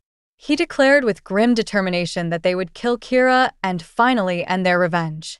But for now, Makoto suggested they rest and plan their next move carefully. Suddenly, Makoto sensed something approaching. Alarmed, he told Minori to run. Confused, she asked what was wrong. But before either of them could react, a powerful blue blast crashed toward them from the darkness, obliterating the trees in its path. They barely managed to dodge it. Haruto Kira had arrived. Wielding his sword and smiling coldly, Kira walked through the shadows toward them. He greeted Makoto with a mocking, "Found you." Makoto quickly turned to Minori again, urging her to escape. But Minori refused. She pointed out that they were 2 against 1. She believed they might have a chance if they fought together. Makoto told her flatly that they couldn't win. Not like this. Not while they were still drained from the battle against Sajiri. They had to escape before Kira closed in. But Kira wasn't going to give them the chance. With a wicked grin, he lunged forward, his sword slicing through the air. Makoto tried to punch him, but Kira blocked the strike effortlessly with his blade. Their weapons clashed, and for a moment, they were locked in combat, flashes of energy erupting from the collision. Kira casually remarked that it had been a long time, and Makoto shouted back that Kira was the last person he had wanted to run into now. Kira only laughed and told him not to say something so sad. He added that it almost felt like they had returned to the old days. Then Kira reached behind his back, slowly unwrapping the white cloth that concealed his new weapon. He had been planning to toy with them a little longer, but now his mood had shifted. He said that he would erase Minori, and as he unveiled his new sword, both Minori and Makoto stared in horror. The blade was massive, longer than a standard sword, with an eerie purple hue and what looked like eyes embedded into its surface. Minori's hands flew to her mouth in shock. Makoto was visibly shaken, sweat beading across his forehead. Kira's tone darkened. He said Minori's escape to Seiya Ishiki's place had infuriated him, but he had come to a realization: erasing her from existence would bring him peace. Makoto exploded in anger. He shouted that Kira was going to kill his sister simply because he was angry? Just for that reason? Makoto roared that he would kill Kira for this. Fueled by rage, he lunged forward with a clenched fist. Kira blocked it again. As Kira dodged Makoto's next strike, Minori came at him from behind, attempting to stab him. But Kira turned swiftly and blocked her attack with ease.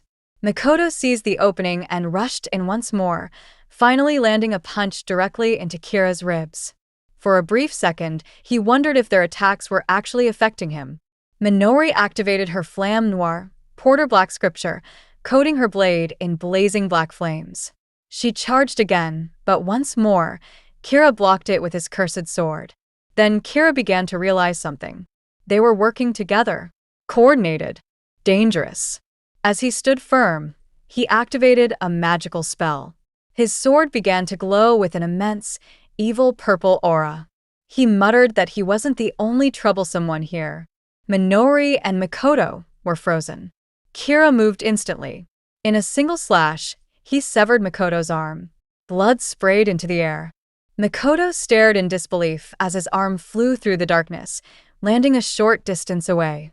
He tried to activate his regeneration, but nothing happened. His body wasn't healing. He screamed in pain as blood poured uncontrollably from the wound. His eyes widened and he realized he couldn't move. Panic and fear consumed him. Minori screamed his name and ran toward him. But before she could reach him, Kira appeared behind her and delivered a brutal kick to her neck, sending her flying backward. She crashed violently into a tree and collapsed. Kira stood over them, clutching the sword. Undead Killer 1, the sword of the immortal slayer.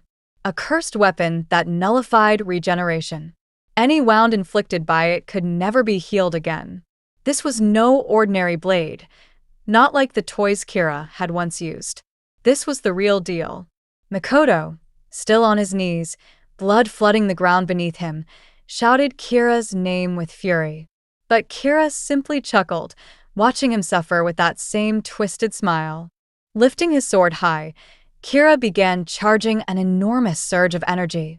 Makoto, unable to move, could only brace himself for what would surely be the final blow. And then, the sword came down. A spray of blood filled the air. But it wasn't Makoto who had been struck. Minori had thrown herself between them. The cursed blade pierced straight through her body. Blood splattered across Kira's face and Makoto's. Minori's arms wrapped around her brother as her blood flowed freely. Her lips trembled, as if to speak, but no words came. The forest fell silent once again. As Kira's blade cleaved through Minori's body, from her shoulder down, a burst of blood exploded into the air. Makoto saw her being torn in half before his eyes. Her broken body collapsed onto him, and in that moment, his eyes widened with shock and raw terror. He caught her as she fell, screaming her name, her blood soaking his arms and splashing across his face. Still clutching her, Makoto called out in agony. Minori tried to speak, her lips trembling faintly, but Makoto stopped her. He told her not to talk, urging her to save her strength. He gently laid her down on the forest floor, his voice shaking as he pleaded with her to hold on, that he would do something, anything, to save her. As he held her hand tightly in his, their fingers intertwined, the moon cast its pale light over them, turning the scene into something surreal and dreamlike. Minori muttered softly, attempting to say one last thing, but Makoto shouted, ordering her not to finish her sentence. His face contorted with grief, and tears streamed from his eyes as he desperately tried to deny the moment. Blood coated Minori's face and chest, yet she smiled sweetly and began to tell her brother she loved him. But before she could finish, Kira appeared behind her and swung his blade mercilessly, severing her head with a single slash. Her head flew into the air and landed several feet away. Makoto was frozen. His mouth trembled, his vision blurred, and he could do nothing but stare at her decapitated body still lying in his arms. Kira, grinning, casually apologized, saying that he really couldn't stand cheesy family moments. Makoto remained kneeling beside his sister's headless corpse, unable to speak, drowning in agony too heavy to form words. Kira stood nearby, his expression twisted in delight as he looked at the blood dripping from his blade. He admitted that he'd predicted this exact outcome, that if he aimed for Makoto, Minori would intervene. She always would. That thought alone had pleased him more than anything. He opened his arms wide and declared that maybe family bonds weren't so bad after all, at least when they served his purpose. Still kneeling, Makoto clutched what remained of his sister. His pupils were dilated in disbelief as Kira burst out into cruel laughter. Minori's head lay in the grass, her lifeless eyes open in the distance. Suddenly, the scene shifted to a warm, peaceful memory. Makoto sat inside a quiet home, wearing his black school uniform. He was seated at a table, ready to eat, while Minori stood nearby in a pink apron, holding a spoon in her hand. She asked gently if he was all right. Mikoto, breaking from a brief daze, apologized and admitted he'd spaced out for a second. Minori handed him a rice bowl, reminding him that his food was getting cold. Mikoto smiled and thanked her, taking it joyfully as he began to eat. A little while later, Minori stepped outside to hang the laundry in the sun, saying aloud that she had a good feeling about today. Back inside, Mikoto washed the dishes and called out that they needed to leave or they'd be late. The siblings soon walked together through the village, heading down the stairs from a nearby park. Minori rushed ahead to catch up to Mikoto. During their walk, Mikoto mentioned that Yoshida wanted to invite her to the aquarium. Minori smirked. An aquarium, huh? Mikoto asked if she didn't like them, but Minori explained that it wasn't that. It was just that they hadn't gone anywhere together in a while. Mikoto apologized, saying he'd been caught up with work, trying to make things easier for their mother. Minori shook her head, clarifying that wasn't what she meant. Mikoto then asked if she'd like to go to the aquarium with him sometime. Hearing that, Minori blushed and agreed. It was a promise. As they descended further down the stairs, they noticed a man approaching from the opposite direction. Minori asked if Mikoto knew who he was. Mikoto replied that he hadn't seen him before in the village. The man came to a stop and asked if they were Kiryu Mikoto and Kiryu Minori. Mikoto cautiously confirmed it. The man's expression lit up with joy. He said he had been looking for them. Minori asked why, and his face suddenly turned dark. With a cold voice, he answered that he had business with their bodies. Then, without hesitation, he lunged at them with a sword. Mikoto instinctively moved to protect Minori. The blade slashed through his back, slicing his body in two before Minori's horrified eyes. Blood splattered across her face as Mikoto's top half flew several feet away and his lower half fell limp. Minori screamed his name again and again, frozen in panic. Then, impossibly, Mikoto's body began to regenerate. His bones reformed, then muscle and flesh, and finally skin. The pain of the process was excruciating, his face contorted in torment, drenched in sweat. Minori stared in terror, unable to understand what was happening. Kira, watching nearby, was overjoyed. He blushed with excitement, saying it was amazing.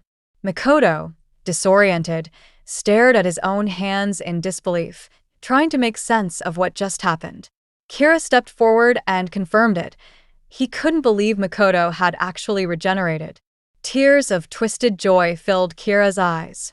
He admitted someone had told him about this, and now he knew they hadn't been lying. Minori knelt beside Mikoto, asking him in fear if he was all right. Without hesitation, Kira took his stance again. He lunged forward and, in one clean motion, cut through both of their necks, severing their heads once more.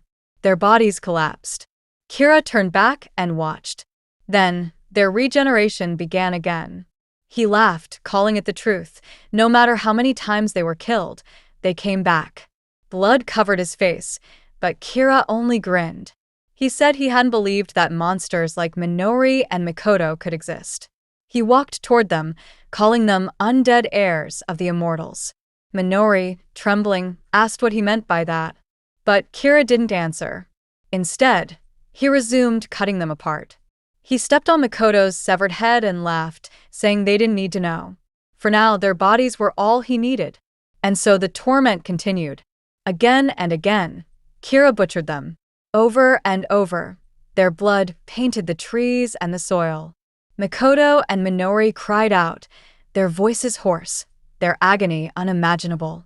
Eventually, Kira stood, soaked in blood, clutching both their mutilated torsos, one in each hand, as he walked forward.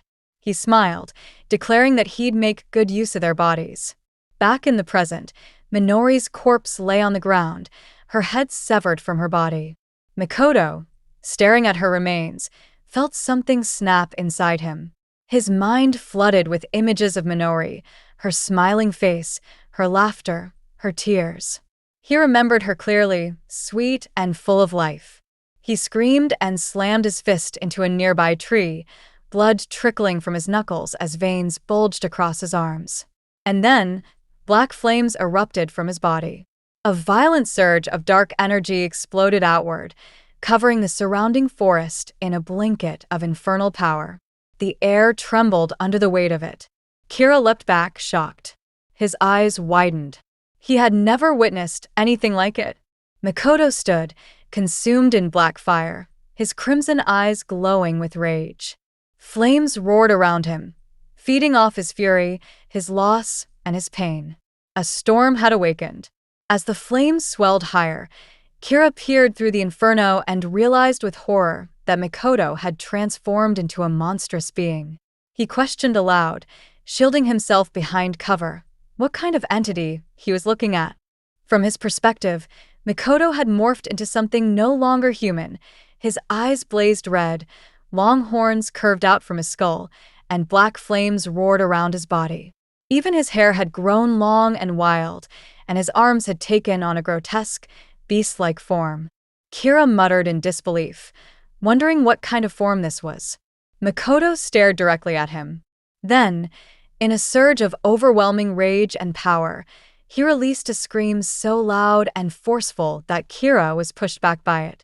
Kira realized, with deepening dread, that Makoto's magical energy had ascended to a completely different level. Even the echo of that scream was strong enough to blow trees apart. Turning his gaze to Minori's lifeless body, her head severed and lying beside her, Makoto approached and knelt beside her. Holding his 2 fingers above her, he began casting a golden magical spell. Kira, watching from a distance, was stunned to see Minori's head reattached to her body as golden light flowed through her. Makoto continued the spell, fully healing her body with immense magical power. Kira grit his teeth. He had been sure that his cursed sword had killed her beyond repair. As he stood hidden in the tree, watching Makoto work the spell, he questioned what this new skill was and what that monstrous transformation meant. Beads of sweat formed on his face as he silently admitted that this might be the final form of evolution for Makoto and Minori's species. Makoto, still in his transformed state, stood again. Kira said to himself that this wasn't supposed to happen. He didn't understand what kind of trick Makoto had used, but he decided that if he couldn't take Makoto down, he'd at least retrieve Minori. With that, he lunged from the tree with his sword in hand, aiming to end Makoto right then and there. But just as he swung his blade, Makoto and Minori vanished. Kira was caught off guard. He looked back, sensing something, and there they were. Makoto had already teleported behind him, setting Minori down gently. Kira narrowed his eyes and muttered that things were certainly becoming more interesting. In an instant, Makoto charged forward. Kira was momentarily frozen, but quickly dodged the incoming punch. As he shifted away, he managed to swing his sword and slice off a piece of Makoto's horned arm. Makoto landed and crouched low, his head turning slowly as his blazing red eyes locked onto Kira. Kira stood back, frustrated. He yelled that it was impossible, that he had killed Makoto over and over, dozens, hundreds, even thousands of times. He couldn't understand how Makoto kept getting stronger, seemingly fueled by the death of his sister. Grinding his teeth in rage, Kira's aura flared, black flames swirling violently around him. He sensed that something enormous was coming and raised his guard. Then, both warriors lunged at each other again with everything they had. They collided, their powers clashing violently. Makoto caught Kira's blade with his bare hand. The impact sent sparks flying. They separated, and Makoto delivered a fierce punch to Kira, who tried to block with his sword, but the force sent him crashing into a tree. Blood spilled from Kira's mouth as he struggled to rise. While gasping, Kira admitted that Makoto was the first person to ever cause him this much damage. He then drew another sword, its purple aura flickering to life. Kira warned Makoto not to get cocky. Now dual-wielding, Kira entered a battle stance, his aura darker than before. He claimed that Makoto was nothing more than an undead immortal and questioned how he ever thought he could challenge someone like him. With eyes wide and furious, Kira prepared for another clash. Makoto, his aura blazing brighter than ever, stood his ground and sighed. The next clash was a blur, blades and fists exchanged in rapid fury. Mikoto began gathering black flames into his hands, forming a ball of condensed magic. Kira instinctively placed his sword in front of him for protection. When the attack hit, Mikoto's casual blade shattered, and Kira was sent flying once more.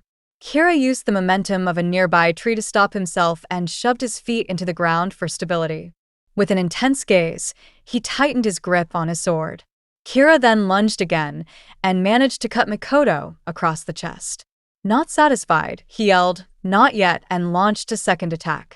Gathering even more energy into his sword, he fell from the sky with it raised overhead, ready to end it once and for all. But Mikoto, calm and composed, healed himself midair with a golden glowing spell. Kira, still in freefall, shouted in disbelief and questioned what was happening. Mikoto completed the healing, fully restoring himself, and once again cloaked his body in black flames. As Kira fell toward him, he tried to kick Mikoto, but the blow was caught. Mikoto countered and sent him rolling violently across the ground. Kira landed hard, his sword buried in the earth nearby. Blood covered his face. He looked up toward Mikoto and wondered, in bitter disbelief, if he was truly going to die in such a state. His body refused to rise, and as he groaned in agony, he muttered that this wasn't how it was supposed to end. Meanwhile, Minori slowly opened her eyes. Disoriented, she questioned where she was. Then, in horror, she watched as something struck Mikoto and sent him flying. She turned her gaze upward and saw it. Kira, now airborne, had transformed as well. Half of his body had taken on a monstrous shape. One leg and one arm were coated in thick, bony armor, and a single horn jutted out from the side of his skull. His expression was twisted with sadistic joy. Hovering in the sky, Kira looked down at them and asked with a devilish grin, "What do you think of this?" Mikoto and Minori stared up at Kira, who floated above the battlefield, his body radiating with an overwhelming purple aura. As he descended and landed on the ground, the pressure around him intensified. Minori instinctively touched her neck, wondering if she hadn't already been killed by that mighty sword. Confused, she turned toward Mikoto, her thoughts tangled. What was going on? When she caught sight of her brother's monstrous form, she hesitated and asked him whether it was really him. Kira, now grounded, looked down at his hand. He hadn't expected things to reach this point. He had never intended to reveal that form. His frustration deepened as his power surged again, and his aura flourished more violently around him. Taking a stance with his sword drawn, Kira called out to the siblings, demanding whether they were truly ready to bear the cost of defying him. In an instant, Mikoto and Kira clashed. Their raging auras collided as they charged at each other, the impact creating a blinding golden explosion. The field around them became a whirlwind of black and purple, and Minori stood frozen amidst it all, unable to make out what was happening due to the overwhelming light. Up above, Mikoto and Kira traded blows. Kira charged, sword raised, and was moments away from slicing through Mikoto. But Mikoto stopped him by grabbing his arms. Then, channeling his monstrous energy, Mikoto gathered a massive black flame in his mouth and unleashed it at close range. The force of it sent Kira flying skyward. From above, Kira retaliated by diving down, sword in hand. As he swung at Mikoto, Mikoto deflected the strike with his bare hand and attempted to counter with a punch. Kira moved quickly and landed a punch of his own. Though Mikoto blocked it, the impact hurled him backwards. He steadied himself by digging his claws into the earth. Fueled by rage, Mikoto lunged at Kira again and bit into his shoulder, tearing flesh while restraining him by the arms. Blood burst forth from Kira's wound. Enraged, Kira retaliated with a vicious swing of his sword, severing Mikoto's head from his body. With an icy expression, he coldly mocked Mikoto, saying that if cutting flesh and breaking bone was Mikoto's specialty, then perhaps he'd appreciate the irony. Kira stood over Mikoto's headless body, clutching his sword, and muttered that even immortals would die if decapitated by his cursed blade.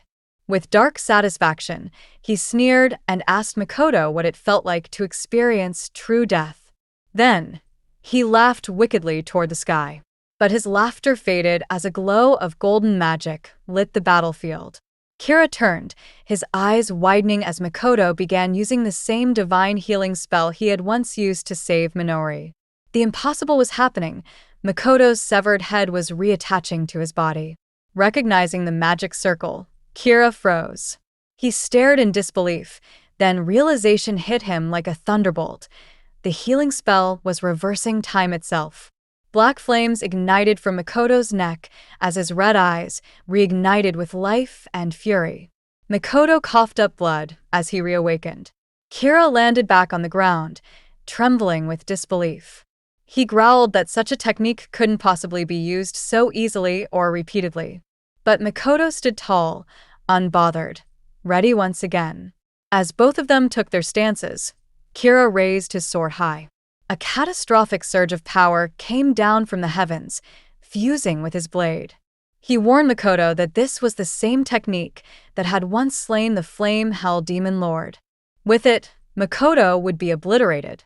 But Makoto remained composed. Drawing in black flames, he formed a condensed sphere of raw energy in his palm. Both warriors surged toward each other with full power. Kira screamed for Makoto to be annihilated. Their clash rocked the landscape.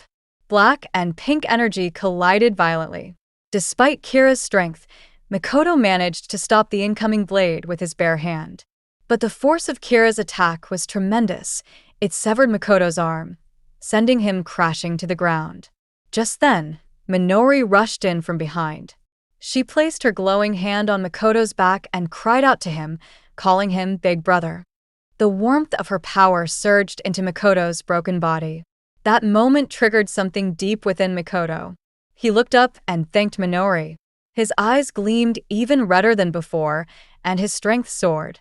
Rising again, Makoto grabbed Kira's sword with one hand. Kira responded by pouring all his might into his weapon. Their battle was now at its peak, both sides equal, both unstoppable. Kira shouted in frustration, recalling how he had killed Makoto and Minori over and over, again and again. He growled that even if he killed them in the past, he would do it again in the present. He claimed it was fate, but Minori shouted back that she would destroy that fate, again and again if she had to. Makoto's eyes glinted. He said calmly that he would change their destiny.